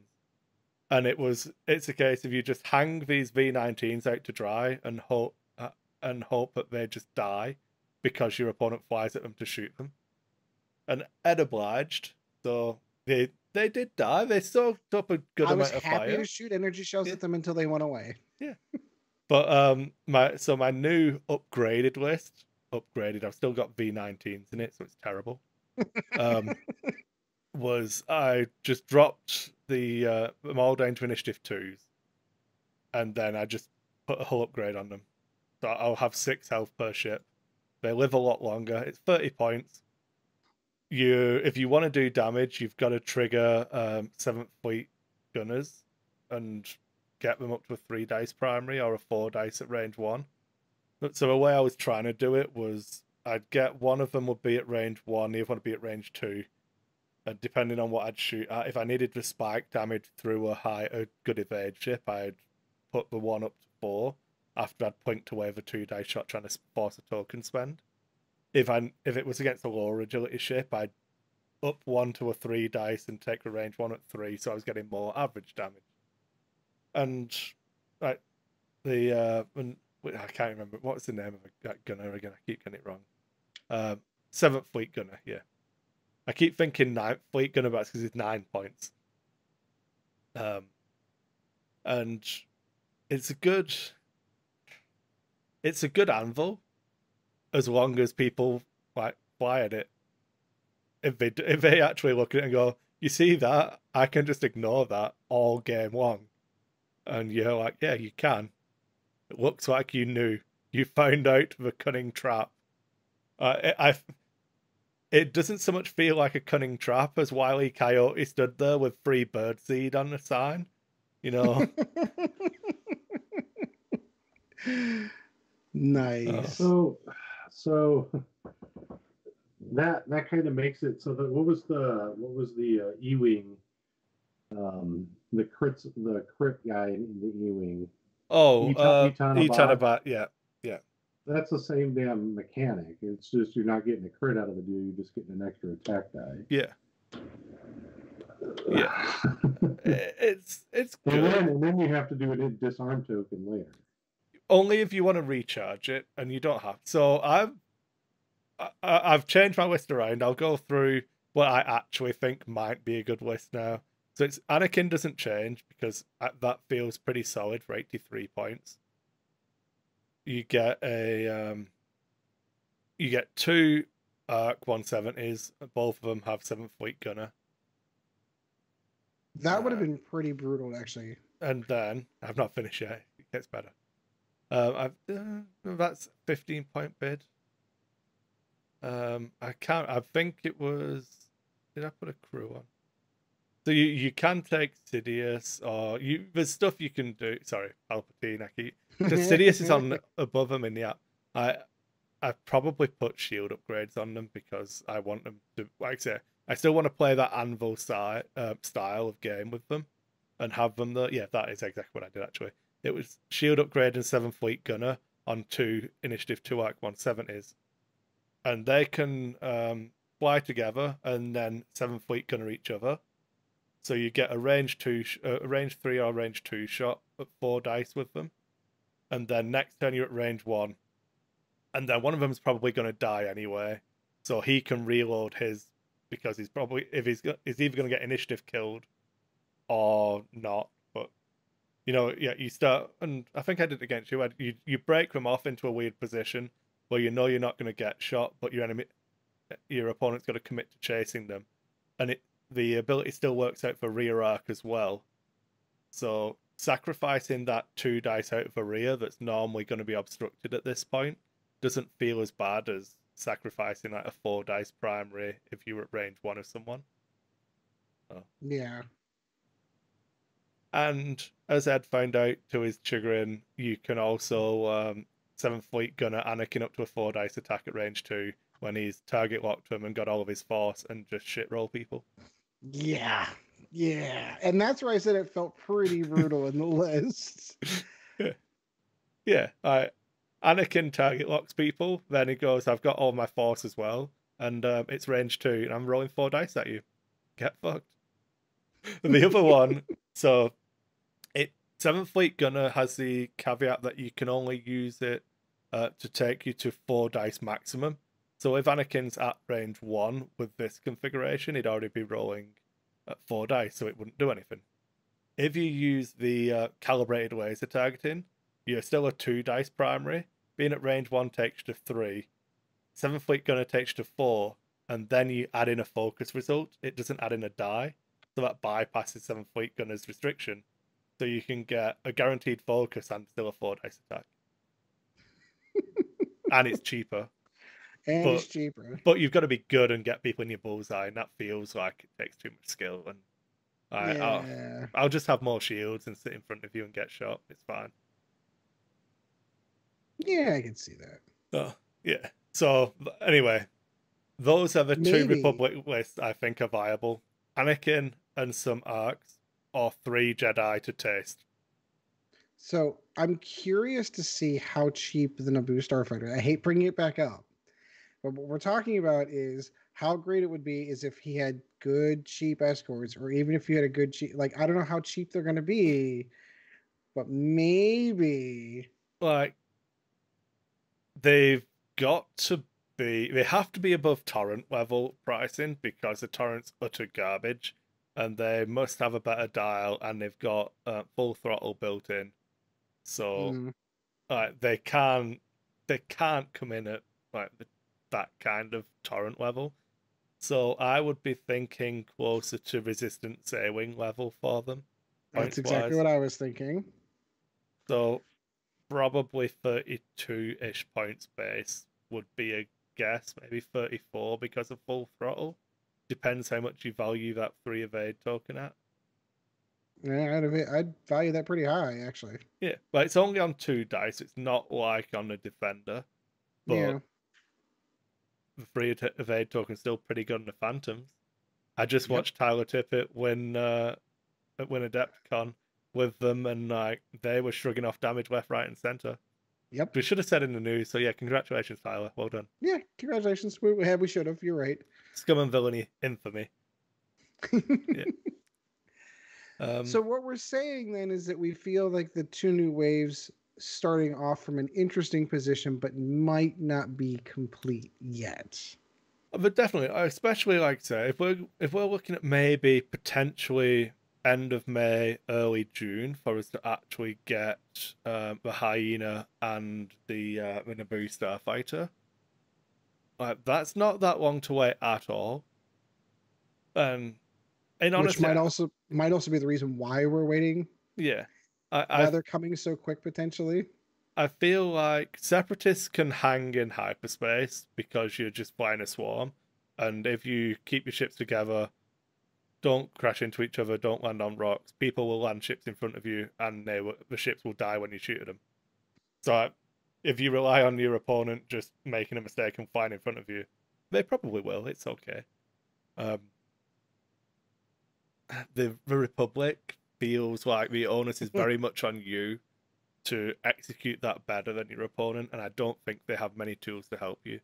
7th Fleet Gunner is really good. I was very skeptical of it, but having played 3 or 4 games of it on the table now, I definitely have an appreciation for that power level of just being able to spike damage higher, or again, I was in a couple of my games I was using it on V19s and it still felt good, so take from that what you may.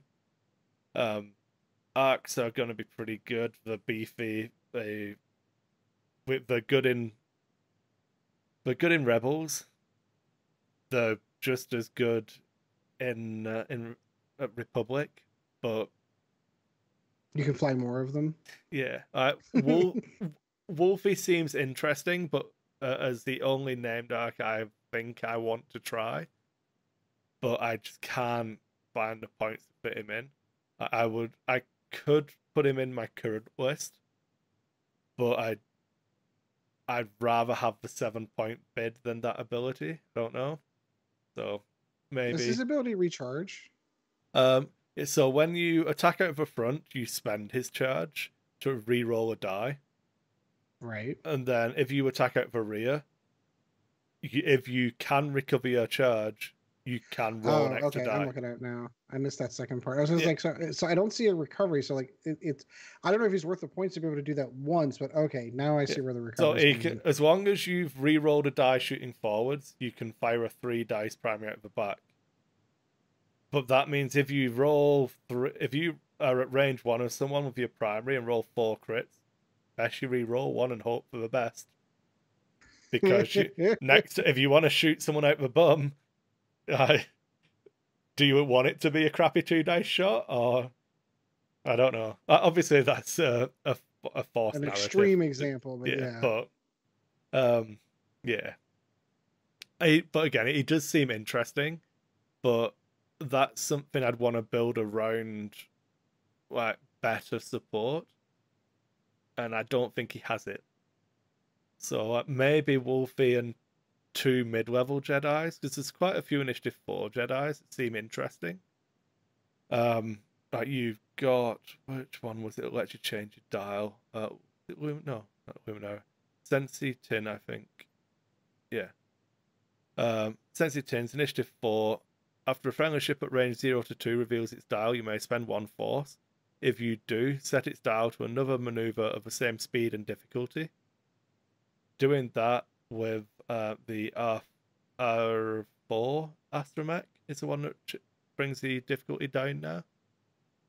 So you get a good amount of blue on the dial. I'm checking now to confirm. Yeah, so it would make you be able to do, it would let you pick any of your 2-speed maneuvers if you dialed you're them a right. 2, or any of your 1-speed maneuvers.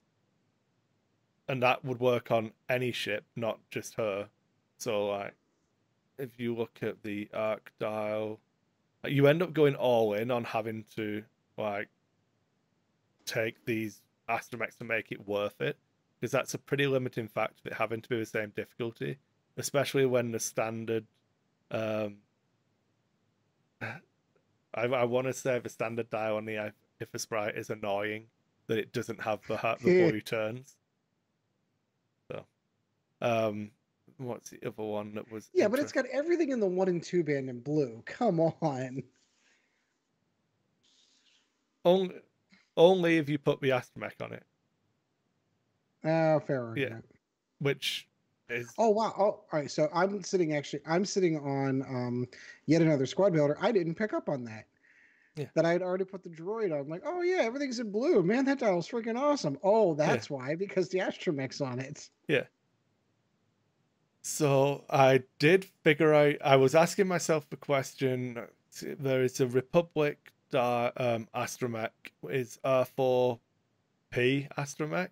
Before you execute a basic maneuver, you may spend 1 charge. If you do, while you execute that maneuver, reduce its difficulty. So that's like an R4 astromech, only double the cost, and only has 2 charges. And it only works on basic maneuvers, same as R4. So it's not like you can change your Talon rolls, K-turns, or swoops. Right. I was trying to find a case for it. Why would I want this? And it is definitely the arc is for those 3 hards. Yeah. It makes them white, and it makes your 4 straight white. But I still don't think it's worth it. No, just go with the base R4. You're just... I wouldn't take the R4 on the arc, because you're only getting the blue hard 2s, which, whilst good, I don't think you're stressing yourself enough to make it worthwhile. But I don't know why you would pay double the points for only be able to do it twice. Yeah, no, you can only take R4s on small ships anyway. So much for that. Okay, there you go. So that's why you take the R4P, because it's the only one you can take. Yeah, but but you know what I mean? I just don't see it, man. I don't see paying 4 points for that garbage. Everything in the faction just feels bad, apart from Anakin. And I think that's because it's Anakin. He probably still feels bad. I'm just too stupid to realize. Well, all right. So it's interesting to me. So when we were kind of cheated out of I don't know, cheated is probably a bad word, but we didn't get to experience the concept of what it was like to release a new faction in first edition outside of Scum. And when Scum came out of the gate, they had one really powerful build right out of the gate. It was the go-to easy one to pick out by 2 IG-2000s, and you have a tournament winning list. I mean, it was there. I mean, it was, and they needed to get that. They needed that list to be. They needed that faction to be good to be able to compete. We didn't get that with First Order, and we did that with Resistance because they were kind of rolled into the Republic, and they were in the Empire. So when everything kind of releases, I was actually genuinely hoping that these two lists, because they only had a limited number of ships, were going to have something similar, where there's a clear cut. Here's a super powerful list. Not meta breaking, but I think strong. I should probably interrupt you before you go too deep on this line, because I think it opens up a conversation that we're going to want to have when we do the questions anyway. Oh, okay. And since I don't cheat and didn't read them, I'll pause that. I'll hold that thought. I don't know. One thing I want to add though is, Wave 4 isn't that far off in the future, and when you're looking at, when Scum came in, the comparison between Scum and anything now, or when the Resistance and all that came out, I think the major difference that we have between the two is that Scum had to come in as a viable faction, because you were already, 5 waves in. I think it was five or 6 waves. Yeah, you were 5 waves in with Rebel. They were wave 6. They were wave 6. So you're talking 5 waves in. The problem that they had with Scum, which hopefully 2.0 will solve that problem, is that they never stopped giving them stuff that was good. I mean, it was like all the creativity seemed to be in Scum in 1.0, and then you got snippets of it in the other 2 factions here and there. But it's like the creativity of the Rebels and the Empire were done at Wave 5, and then Wave 6 came out, Wave 7 came out, Wave 8 came out, and Scum just kept getting better and better and better. Well, to FFG's credit, though, some of that stuff has already been baked in.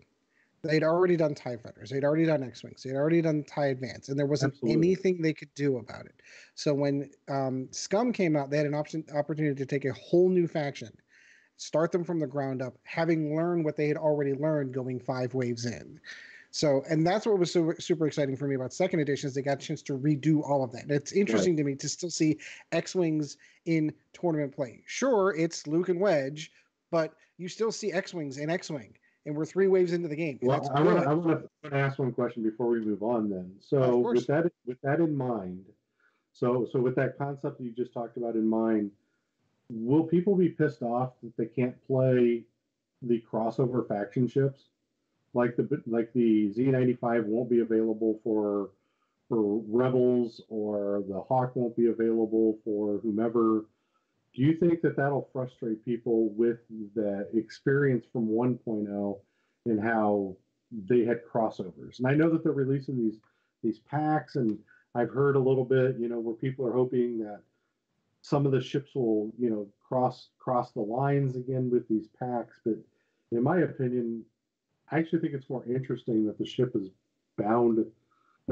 are bound to a single faction and won't cross over. I think that that's kind of a neat concept for me, because it makes that ship unique, where you're not double dutying a ship anymore. So that's an interesting question. My knee-jerk reaction, of course, I feel like every faction should have their own ships. Yeah, we are treading on what we're going to talk about. Are we? All right. I'll hold that thought. If we don't answer it, I will get back to it. And we need to start reading the questions. I know, right? We can. Is there anything else on Wave 3 that we've missed? Or no. Aside from that, super excited. I know originally we were all going to try and do like squads we'd fought up and talk about that, but with Chad not being here, it's better if we do that with all 4 of us. So I do think it is a good time to bring up the topic of, and just briefly, now that Wave 3's out, we should all build lists and play them against each other on Vassal. I'm in. I'm in. I am in as long as my internet works. Of course. All right. So we've been dying to get to these questions. We're actually stepping on them. So we're going to go ahead and take a break, and then we will move on to close out the show, where we address all of those questions that were at least 4 days old now. So we'll be back right after this. All right. That is going to do it for episode 21. Begun the Clone Wars has. We do have several listener questions that we need to get into, so let's just dive right into them, Kris. Of course, Sean and I have not cheated. We haven't looked at them, so you're the only one that knows. Okay, so I will start off with the one we were just talking about. Then it's kind of, a couple of people have kind of asked this in a different way, so I'm going to kind of tie it all in together into one question so we can pick back up your train of thought. Sure. But it was basically, where did we go? We had Michael. Oh God, I'm sorry.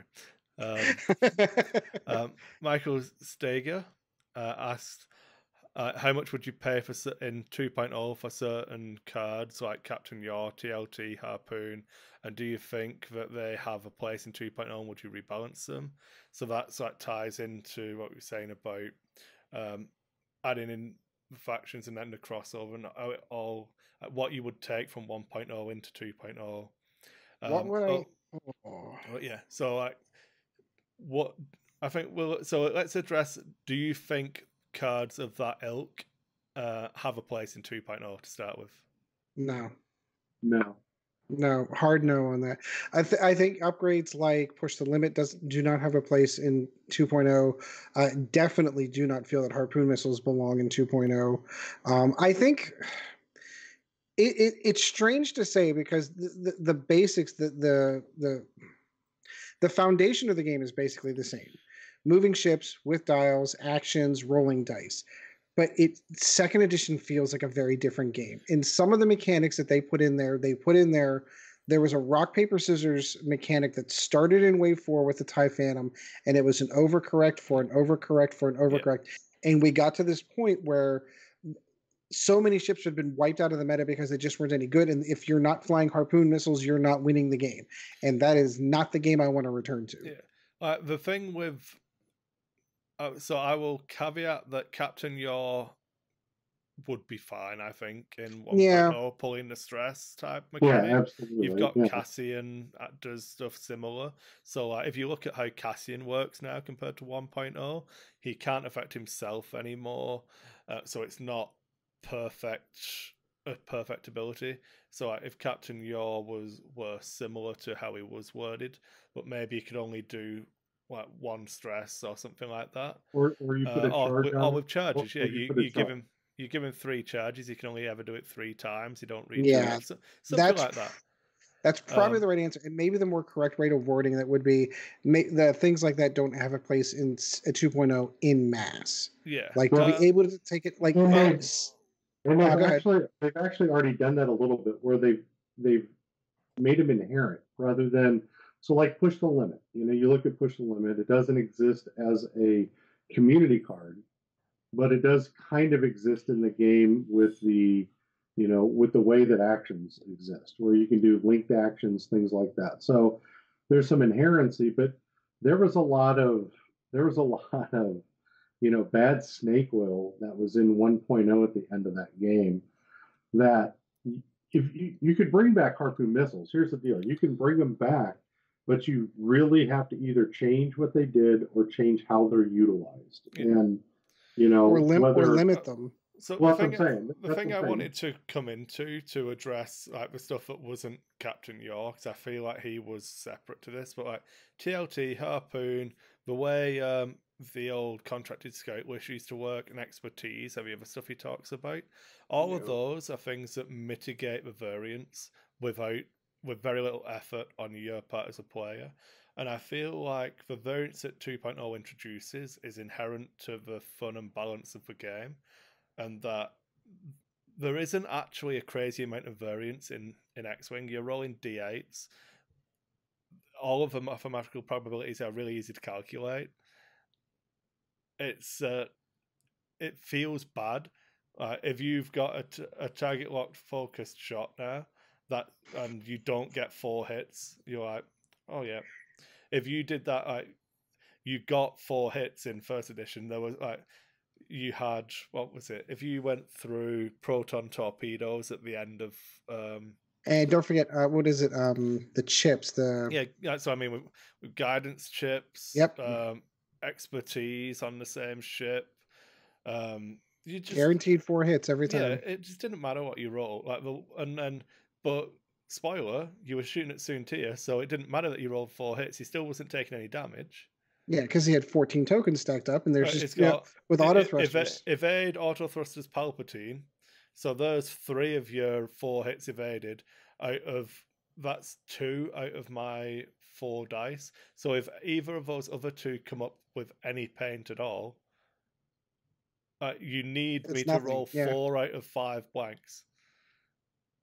Yeah, and you saw that even looking differently at that too. Dangaroo was similar to that, where you would have just, and I know that wasn't at the very end, but at the time that I stopped playing and dealing with the game was at the end of the Dangaroo period, because you couldn't kill the ships. You'd sacrifice Manaroo when you wanted to sit there and make it so that it was an end game with Dangaroo or Dengar, and against anything, he usually won.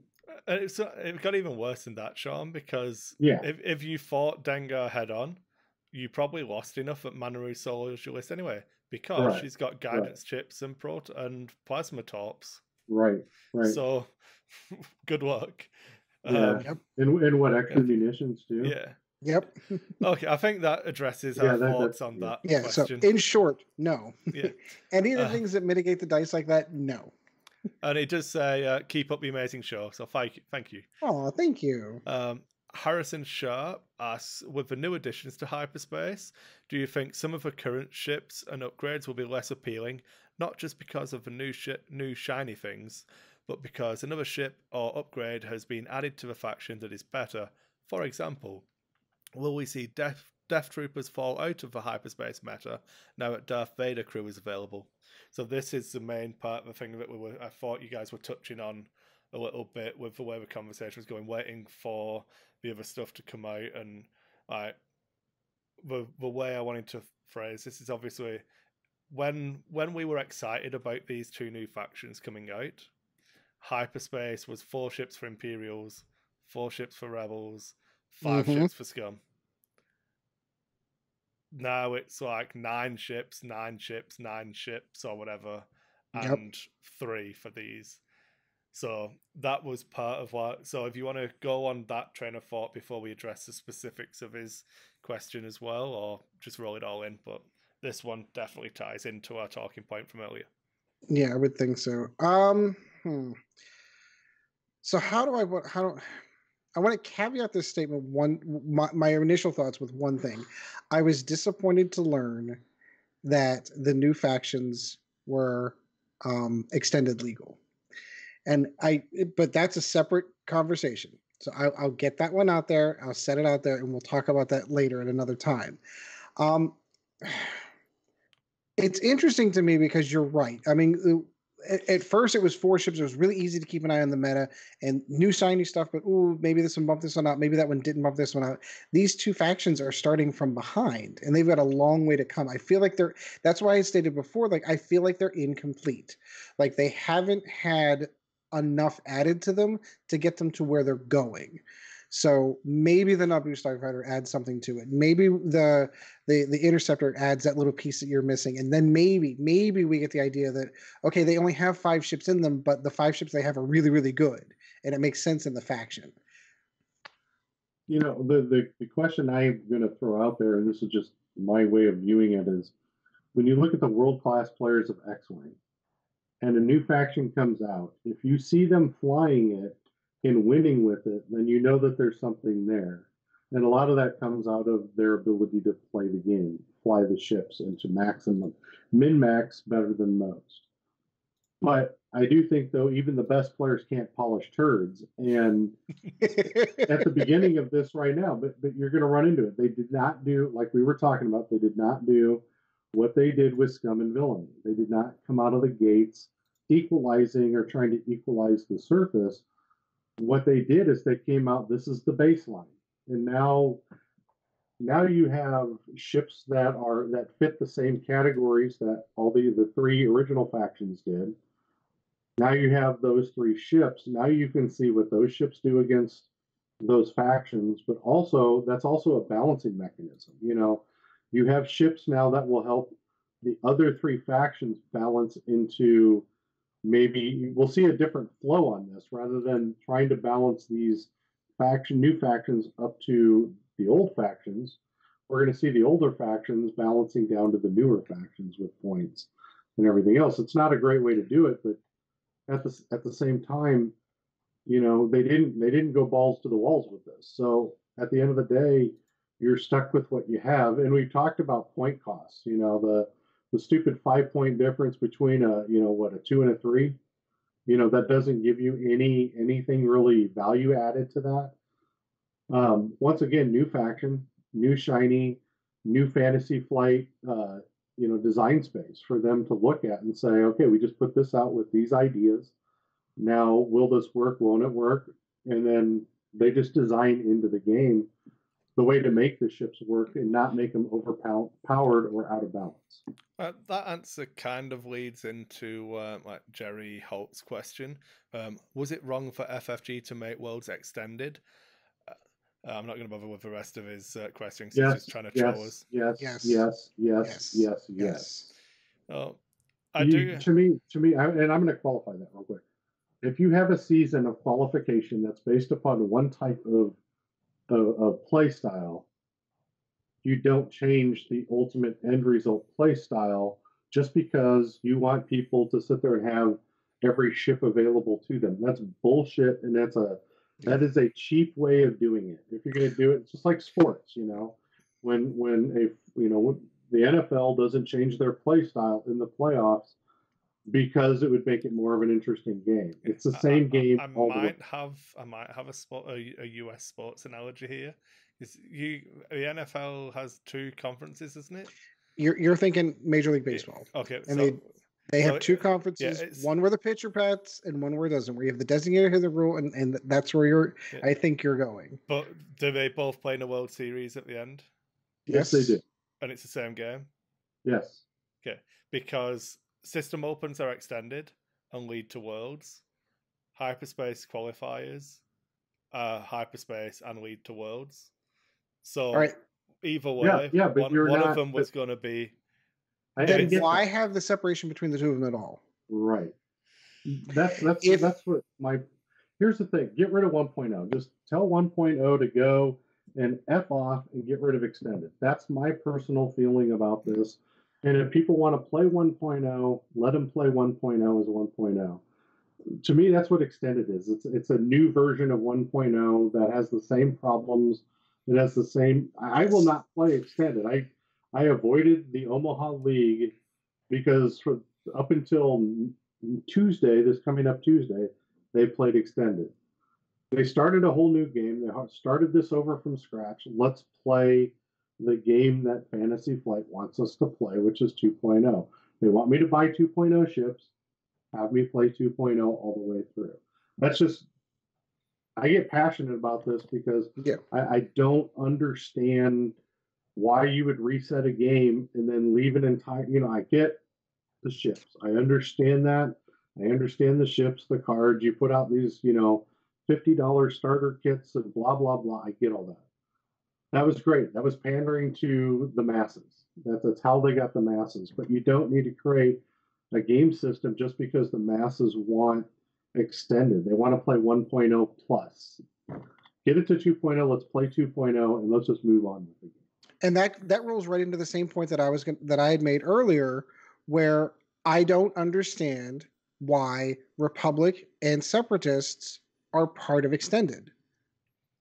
So, if the goal is to get us to 2.0, and if we do have a small bit of insight into this, so I'll let you finish your point, and then I'll address... You can shoot me down right after I make what I think is a good point.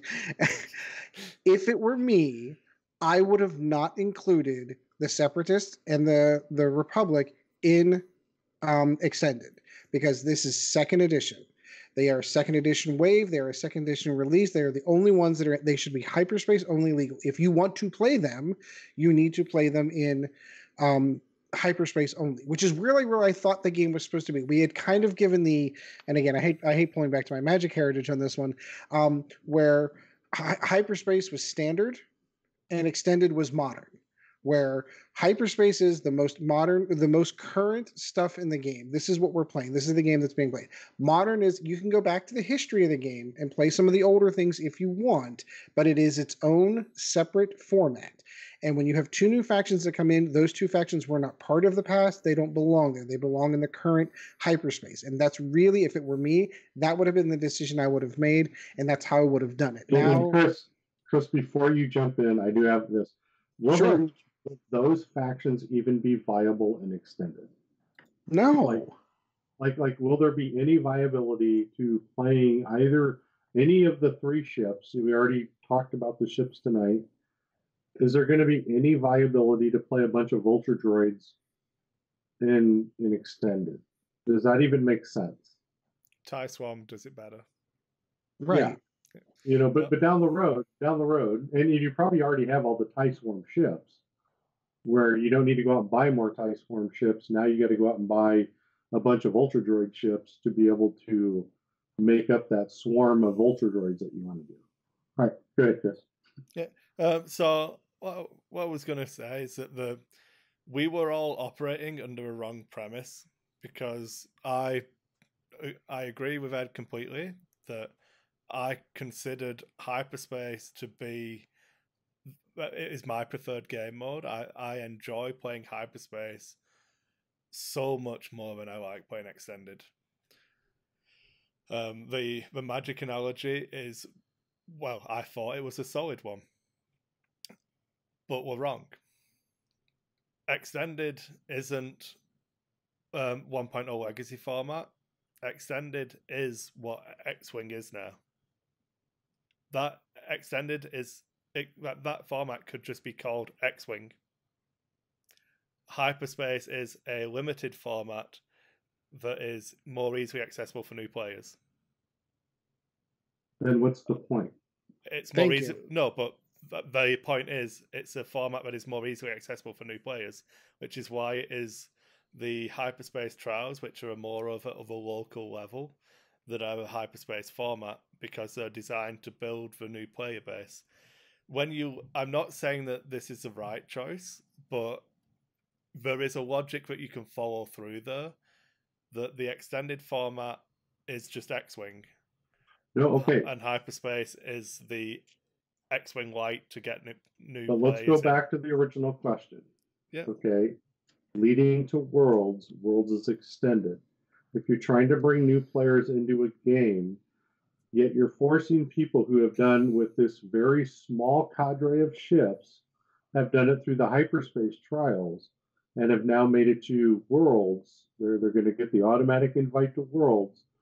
Now, for them to actually compete in the World of Worlds in an extended format, they will have to go out and purchase a crap ton of ships to make their list, potentially buy a crap ton of ships to make their list viable. That's the problem that I have with that, right? Yeah. Now, I get what you're saying, so Chris. I understand what you're saying. I don't think, though. I think you don't have to agree with it. That's the choice of opinions. It's a bullshit argument, in my opinion. That's the way that I look at it, because you guys know me. I'm always for the new player. Community building, new players. So do you think, Sean, that do you think if Worlds was hyperspace, that a new player would win it? Possibly. There could be a new player that's that good. Okay. No. So if you had to bet money, would you bet on an established player who can... I personally am of the opinion that the format probably won't change the winner. Dice on the day will have more impact on the winner than the format that is chosen. I agree with that portion of it, but that's not my argument here. My argument is the other argument where you're having two worlds collide. You're having these people with these large pools versus people with potentially smaller pools of ships that you're forcing to play an entirely different format for them to compete for Worlds. And that's the problem that I have. I think the problem with it comes more from the fact that both the System Open extended format and the hyperspace trial format lead into the same competition. It would make more sense to have a hyperspace championship, Grand Slam, Super Bowl, and the Coruscant Invitational thing that we used to do. If it was two separate things, this wouldn't be an issue. Right. I feel like whilst I would have preferred them to have Worlds as hyperspace, purely for the reason I believe that hyperspace is a more balanced format, and that would lead to the result being more based on player skill on the table rather than I think the adding more ships in, and because the argument for it being extended is that you want the full pool of ships to pull from, because extended is X-Wing. So but you can't have even so. Let me go through, Sean. Just finish my point. Sorry. The fact that you've got that larger pool of ships doesn't actually become relevant if they're not as balanced, because you're actually not pulling from the full pool of ships. You're pulling from the most powerful pool of ships, which is smaller than in hyperspace. Whilst the overall total number of options you have is larger in extended, the correct options are actually smaller. Whereas in hyperspace, you see more variety at the top table of hyperspace tournaments than you do. That's the 1.0 view of it, though. I mean, it gets back. That's going back to a 1.0 view of the game, where the total pool, best ships, blah blah blah. That's what everybody was complaining about. You had certain lists winning continuously. It's going back to your. It takes us backwards. Well, let me point something out to you. Going back to your baseball analogy, Chris, the reason why the American League and the National League can play against each other is because they play on home fields. So there's 3 games in one team's home field potentially, and 4 games on another. If they're at a National League park, the designated hitter what rule happens is if it's gone. 3-3? Well, then it's whoever has the 4th. There's a team that will get 4 So home one games. team gets fucked over then. Yes, absolutely. So ultimately, when you have two different things, what I'm talking about though is the rule, not the. It's not that 7th game. It's the rule. If they're playing in an American League stadium, the National League team has to bat with the DH. If they're in the National League, the American League has to bat. Their pitcher has to bat. Right. They have to play by the same rules. By the same rules. These are not the same rules because you're not playing this format versus this format in 7 games. You're playing a singular format of a series of games leading to a final with a format that actually takes players. Because if I'm only going to play hyperspace, let's just say I'm only going to play hyperspace and I win a hyperspace trial or whatever and I make it to Worlds, okay? I'm at a major disadvantage. Not necessarily. No, I am, because I'm not playing with the mindset of that extended world. If I only have, let's say, 8 ships in my cadre of ships, and that's all I own, I'm at a disadvantage when I go to Worlds, because I'm going to try to fly my hyperspace list again, and I've seen it happen a lot, where hyperspace gets just totally destroyed. But what about if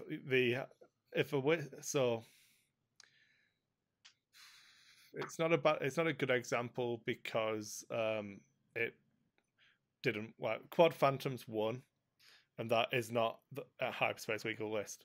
But you have lists of a given power level, and obviously you've also got to remember that we have July to come. So there's nothing to say that in July the game doesn't actually achieve perfect balance, and a list that's good in hyperspace is also good in extended. That could happen. I'm not saying it will. It could. Anakin was supposed to balance the Force, and he didn't do it. So, But so I'm not saying that it's going to happen, but there's a chance. I think this becomes a circular argument, no matter how you look at it, because it's going to be the point. It's based on opinion. And absolutely. I think FFG were wrong to pick it because I think hyperspace is a more balanced format. I understand the reasons why they didn't pick hyperspace, but it is what it is, I think. To me, I think they pandered to the masses because I disagree because the masses did not want. If you look at the amount of rage that was on the internet this week, the masses did not want extended for Worlds. But there's a lot of people right now at Adepticon playing extended. Yeah. But the people who prefer extended are the minority. Okay, then they pandered to the minority then. Yeah, then the majority of the people are right. I think A, they were wrong for putting Worlds as an extended event. I think B, they were wrong for putting the Republic and the Separatists in extended in the first place. I think they had when you consider that extended is X-Wing though, you can't say that they're not in the game. I agree with that. I agree. Then you know what? Fantasy Flight actually needs to address that. Yeah. And say publicly out there in one of their great long articles. It's in the it does talk about it in the one where it talks about Worlds. I can't remember what the article is. It's one that's come out. There's been so many articles this week. I'll find the title just for reference. But it is it goes on about how the qualification for Worlds and that Worlds will be extended. And it references that whilst hyperspace is a more easily accessible format, blah blah blah, the extended is the true form of X-Wing. I can't even see this article. Strangely enough, though, they didn't really. Although see more of the galaxy. Sorry, that is the article from the 26th of March. But it doesn't seem like when they announced 2.0 and they were doing all of this, that was that intention at the time. They sure as hell didn't make that out there publicly known that Extended is X-Wing, and then hyperspace. I mean, yeah, they did a little bit. You know, there was, I don't remember if it was articles or something like one of the interviews, but it's just not that well known. You know, it's not. No, they played it off like you can still play your old ships, kind of thing. Like this is where we're going. But if you want to play them, you can. Yeah, a lot of it comes down to interpretation. The vast majority of players will have more access to hyperspace level events because those are what we run. Then it's strange to me to hear this concept that Extended is what's going to be played. If more players have access to hyperspace, then you should go with what players have more access to. Or I am for the splitting of the two. If you're going to have a track that gets you through with Extended, with X-Wing, sorry, I'm not going to call it Extended anymore. I'm not going to call it X-Wing, and then I'll call the other hyperspace. Yeah. And then you have hyperspace as another type of championship. Yeah. I think that would have been better. That's the way they should do it. Yeah. Now, here's the thing. I understand their ball. They take their ball and they go home. They do whatever they want. So yeah, you've got to remember again, this ties into another question from Jerry about Alex Watkins coming in as the OP guy. As I say, did we beat that one enough? Because yeah, I think so. I'm trying to move us on. I think we're all on the same agreement. It's the wrong choice. So is Alex Watkins the OP guy we really needed? Basically, that ties into that. Alex inherited this from I think Zach. And he's obviously got his own ideas. So there's no guarantee. Well, in fact, I would guarantee that next year things will be completely different to what they were this year. So you don't know. Next year there might be Extended and Hyperspace as their own completely separate tracks and events. We don't know. So you've got to give the guy at the helm time to set the ship on the course that he wants as well. Yeah, too early to tell. Yeah, at the same time, though, that he has people he can talk to. You know, it's not just him making decisions. I understand he makes the ultimate decision, but you do have Wade, you do have other guys there that are part of this team that understand the community. I mean, Wade understands the community probably better than anybody else in OP. I think Jimmy Lee does too. He's pretty adept himself. And I don't think that. I think it's pointless to get upset about because one, none of us are going to be going. So. Right. Yeah. No, I'm not worried about that. Yeah. It's not like we're going to have to go to Worlds and play a format we didn't want to play to win. Sad times. If I might make it to one hyperspace qualifier, maybe. I don't know. I'm running the one in Calgary. After that, I don't know. So I if I get to go to Worlds, it'll probably be on a press pass anyway.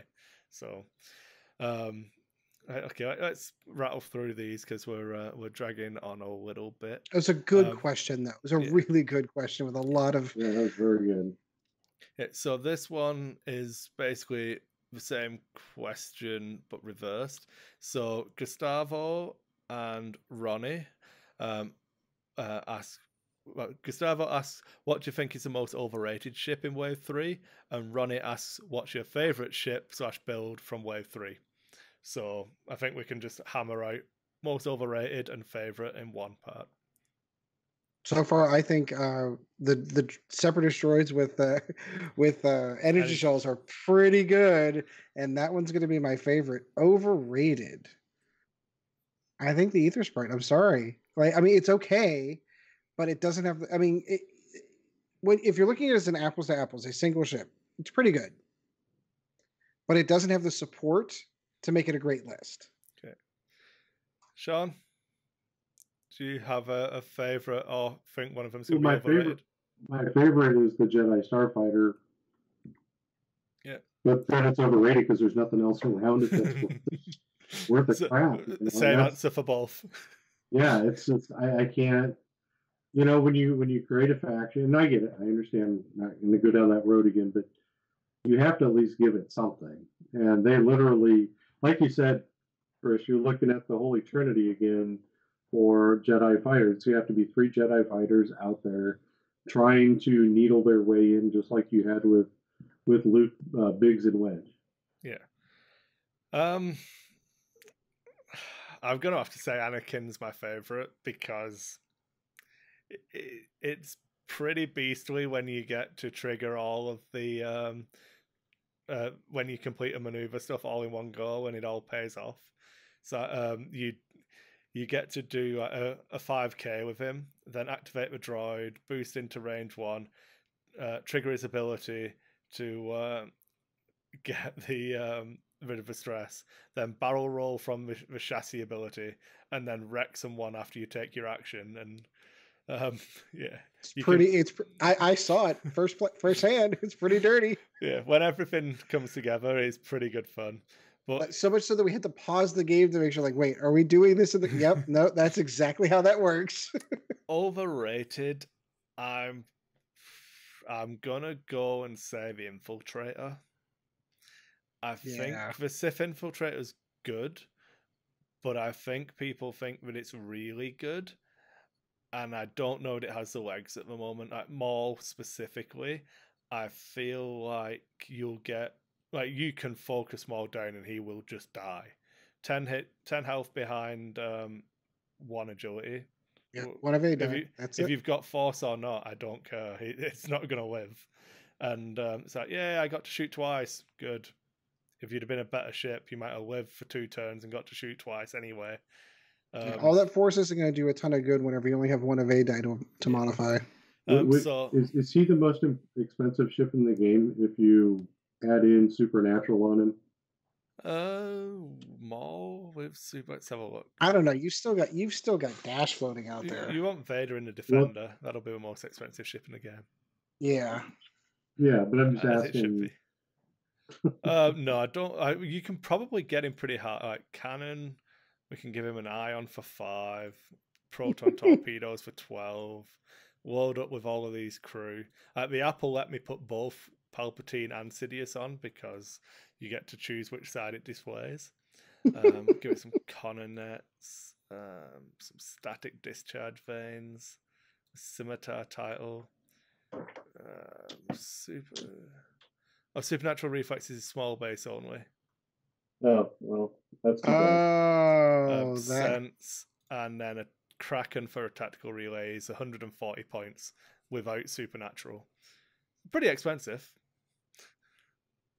Yeah, I mean, if you're good enough, maybe if you're a kinetic operator, maybe you could win with it. But no, I think that's probably the most overrated. Okay, do you think FFG is still figuring out the inherent cost of a force point? Which is basically a backhanded way of saying, did they fuck up the costing of Jedi?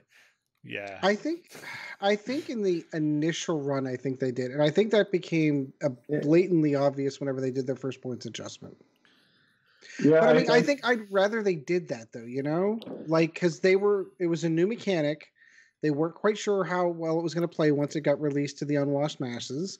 And we messed around with it. We're like, okay, it's good. It's not that good, but it's good. And then they adjusted. I agree. Yeah, I think they're still figuring it out. I don't think the Jedi are actually the problem with the Republic faction, to be honest. I don't really like the way that some of the stuff is costed. I'm more concerned about the Force powers than I am about the Force point, because they just seem inherently overcosted and weak and drain too much of a resource you're already paying a lot of points for. Because I think we spoke about this in the past when we were talking about the Force crew coming down, that you're paying for the Force point for its innate ability and for the ability, but you can't use them both. And it's that same kind of thing with a force spell. You're paying to be able to do something, but that replaces something you could have done. And you're paying for options of which they're all exclusive or options. You can only ever do one of them. And I don't know that the utility is valued in X-Wing like it should be. So, Yeah, I agree with you there. You could. I'm not going to add to that. Yeah. I wish that Force users had an option between Force powers and talents. Yeah, you do. Because Duke. Yeah. I'll take the evade every time because I have soft mods. Yeah, okay. Yep.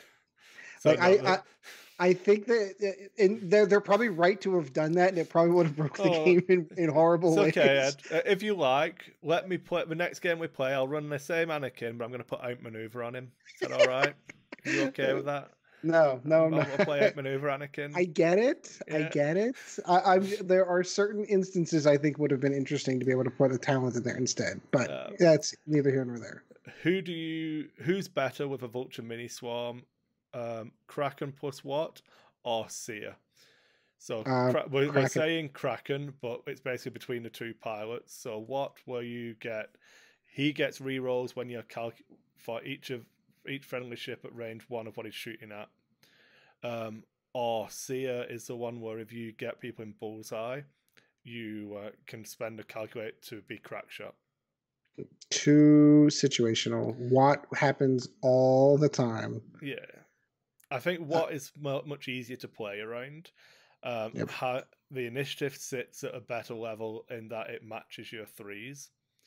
So you get to pick your movement order. So if you're running a full swarm, the fact that he specifies a Vulture mini swarm, I would be even more likely to lean on what than Seer. I think Seer only really happens when you've flooded the table with them and they're going to be in someone's bullseye. But even then, I think you've run out of calculates to trigger everything. Yep, I agree. That was from Michael Do. I think we've got all of them. Let me just quickly... no, we have Scott, Audio Weasel. Thoughts on the rumoured Old Republic movie trilogy from the guys from Game of Thrones? Oh, can't wait. So it's still in the rumor phase. Where do I go with this one? I really want to see it because I think one of the, if it is a critique or complaint that I would have about the Star Wars universe, the only thing that we have in canon starts at the episode 1 and moves forward. So we hear rumors and stories of what the Old Republic was like. Now, I'm old and crotchety, and I've read books and comic books that kind of go back to that era, but none of that's canon anymore. So I would really, really love to see an all-out Sith Jedi war kind of, like, that's the kind of movie I would really want to see. So knowing that it's coming from D&D from Game of Thrones, knowing how well they did with that one, I am super excited, and it's not fucking Rian Johnson in charge of this trilogy. So I have high hopes already. I'm so sad that he's not. So for me, I'm pretty excited, but also I'm gonna temper that excitement because it's the same as when they announced they were going to do a new trilogy and everyone's like, oh, we should do the Thrawn trilogy. Oh, it'd be awesome. Everyone will be like, oh, we should do the Darth Revan stuff. And they won't. They'll do their own thing. Just like episodes 7, 8, and 9 are their own thing. It's not... They're not going to do needless fan service of it. It should be its own thing and stand on its own legs. So if it... And... You have, like I said, we've read the books, we've read the comics, played the video games. So we have these preconceived notions of what it will be, and it won't be that. So you'll be disappointed. Damn it, how dare you bring logic and reason into this conversation? That doesn't mean it's not going to be good, but it just means it won't be what you wanted. See, my hope, so my only caution, of course, is that I'm still waiting to see what episode 9 comes out to be like. Is Disney in charge of Star Wars? I think they've hit 2 home runs. I thought that Rogue One was a great movie. I really liked Solo. I don't know why it didn't do so well. I don't know if it was the boycott or what. It was too soon after Last Jedi. And that's if they'd have done a December Christmas release, people would have had the hankering for another Star Wars movie. Well, if they wait until this year, like 2019, where there is no Star Wars, or 2018 last year, where there was no Star. So it should have been the Christmas of 2018. Yep. Because it was the May or the March. It was like 3 months after Last Jedi when the hate was still strong. If they'd have released it, it's still strong. You know, it flows. I'm going to tell you one thing though. The arguments that I hear, oh my God, the Sabacc game wasn't like the books, and I hate it because of that. Or you mean people's preconceived notions of what it should have been when it was? Oh my God! Yeah.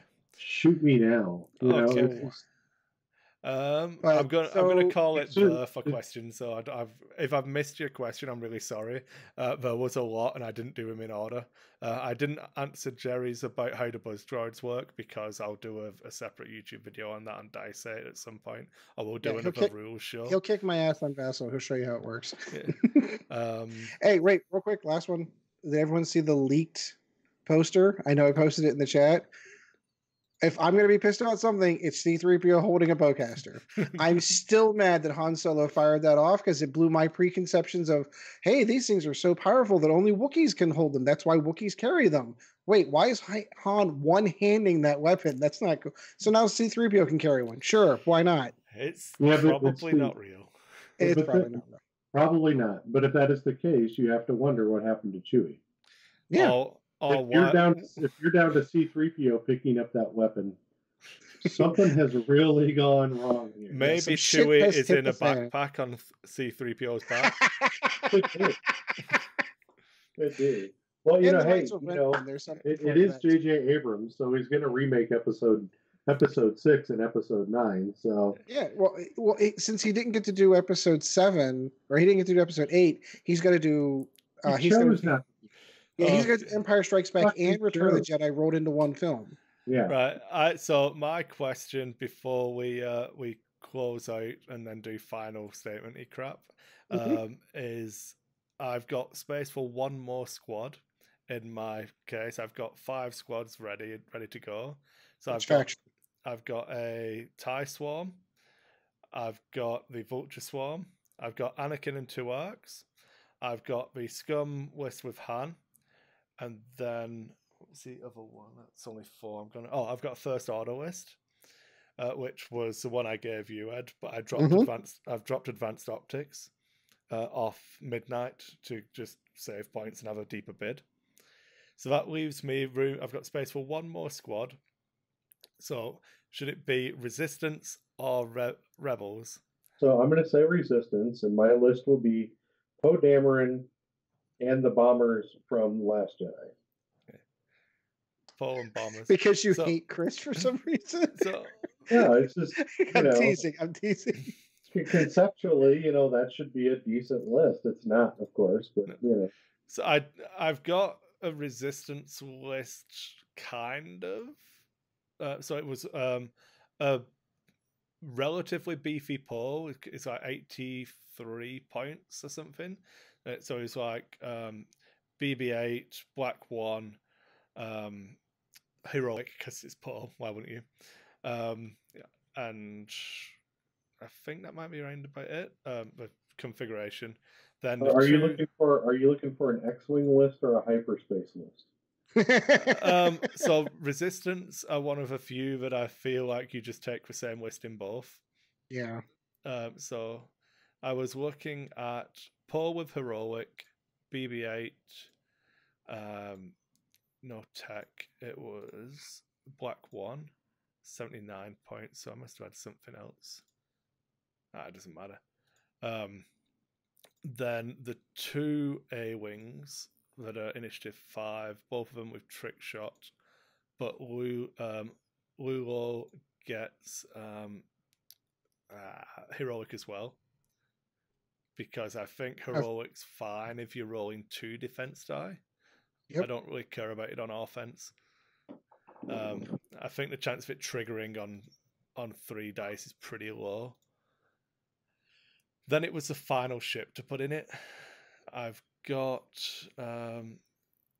43 points left if I go with a Resistance list. so I can. Can't you squeeze an A-wing in there, like a good? I can put an A-wing in, but so if I wanted to run an X-wing, I've got to drop stuff.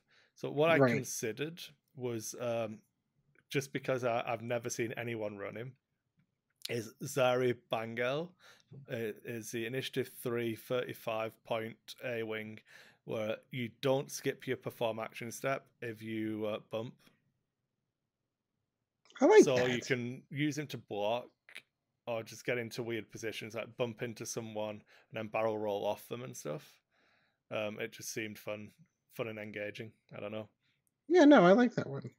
I know what my vote's going to be, but my vote's more fluffy community leader list.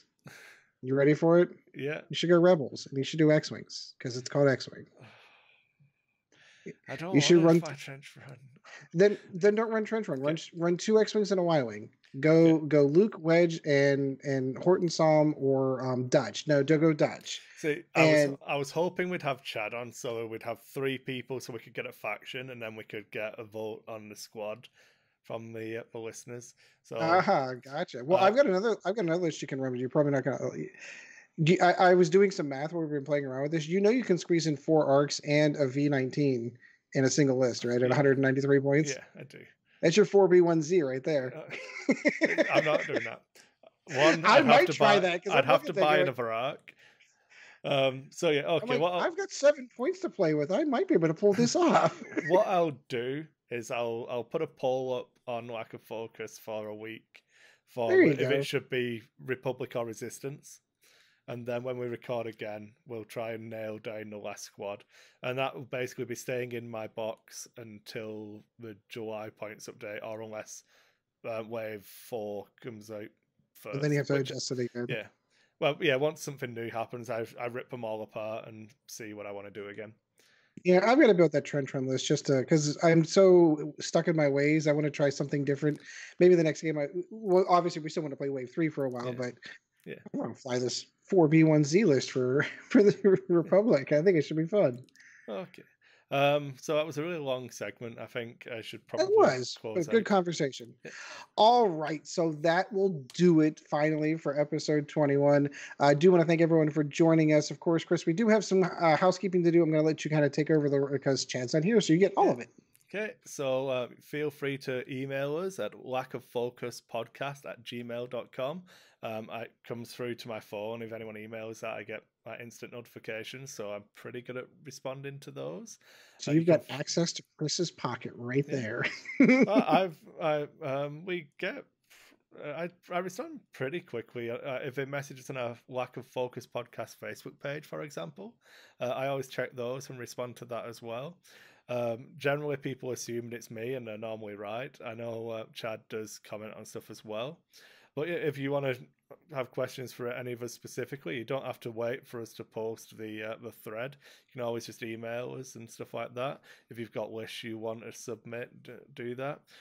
We do have a Patreon, which is going pretty well. Again, we try not to do like stupid tiered rewards or anything. If you want to throw us $1, it really helps out covering the costs and everything. I may have messed up this month and forgot that the Microsoft Office account was due to come out, so that was fun. But yeah, it covers all of the admin type stuff that I need to do, and that is Lack of Focus on Patreon. We charge per episode, so if you only want to pay $1 a month, make sure you do cap it at only $1 a month. There is a separate option in there. It also makes you eligible for all of the giveaways we do, which on that, I thought that to save me money on postage, because a few of the Patreons did get back to me and say, like, this is a stupid way to do this. And I was like, yeah, I know. So instead of doing it that way, where we just give stuff away every show, I'm going to do a monthly giveaway. So I'll find stuff to show off every show. So this episode should come out on April 2nd. The final episode of April should come out on April 30th. So you'll have until April 25th to become a Patreon, and you'd be eligible for these prizes. So the first one that's going to go into the pool is the full art R2D2 double-sided Black Squadron pilot. Look at that. And it's the plastic one, not the paper one. So that'll go into a pool, and I'll find other stuff to add in. And obviously, I sent out. Can you rig that one for me to win since I'm a patron? You're not eligible, but I might be able to sort you out with a cardboard one of just R2D2. Oh no! You just want the good one. Only the good one. I want the good one. Okay. Off to eBay we go. We did send out all of the target locks for everyone who was eligible so far, but basically there's a threshold. I think I set it at like $5 or $10 or something like that. Once you got that level, I send out all of the stuff that you're due as a Patreon. So people should have started receiving those. I know Sean and Ed have received their stuff. Chad said he's gotten his. I've not seen him, so I've not seen them in person yet. Yeah. But Chad said he did get them. Yeah.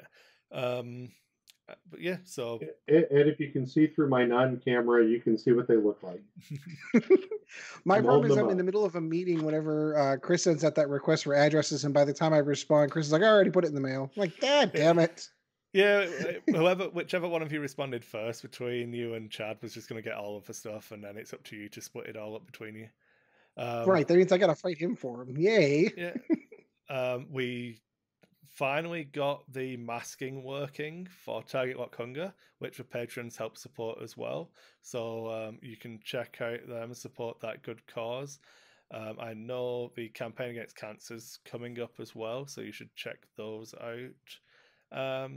Yeah, I think that's it. Like I said, we do have more content coming on our community Patreon page and stuff like that.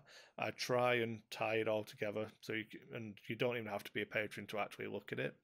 But a lot of the stuff I plan on engaging more on that, just so that it's not taking up time on the cast for us to roll the dice and do all of that. So we'll probably do little snippets of our video giveaways and stuff on Patreon and try and separate it from the actual live show and do it monthly is what I was thinking about, but we'll see.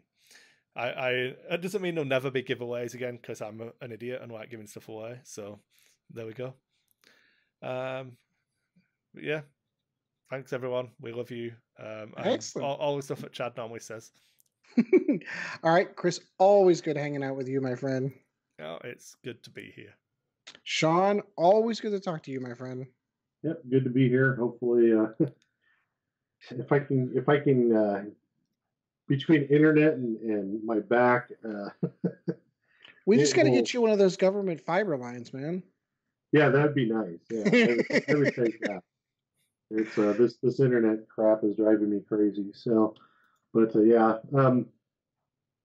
You know, the one good thing is that we have a great game to talk about. You know, it's I really enjoy talking about the game, and with hyperspace starting up, thank God, I'll be able to get into and play the game more.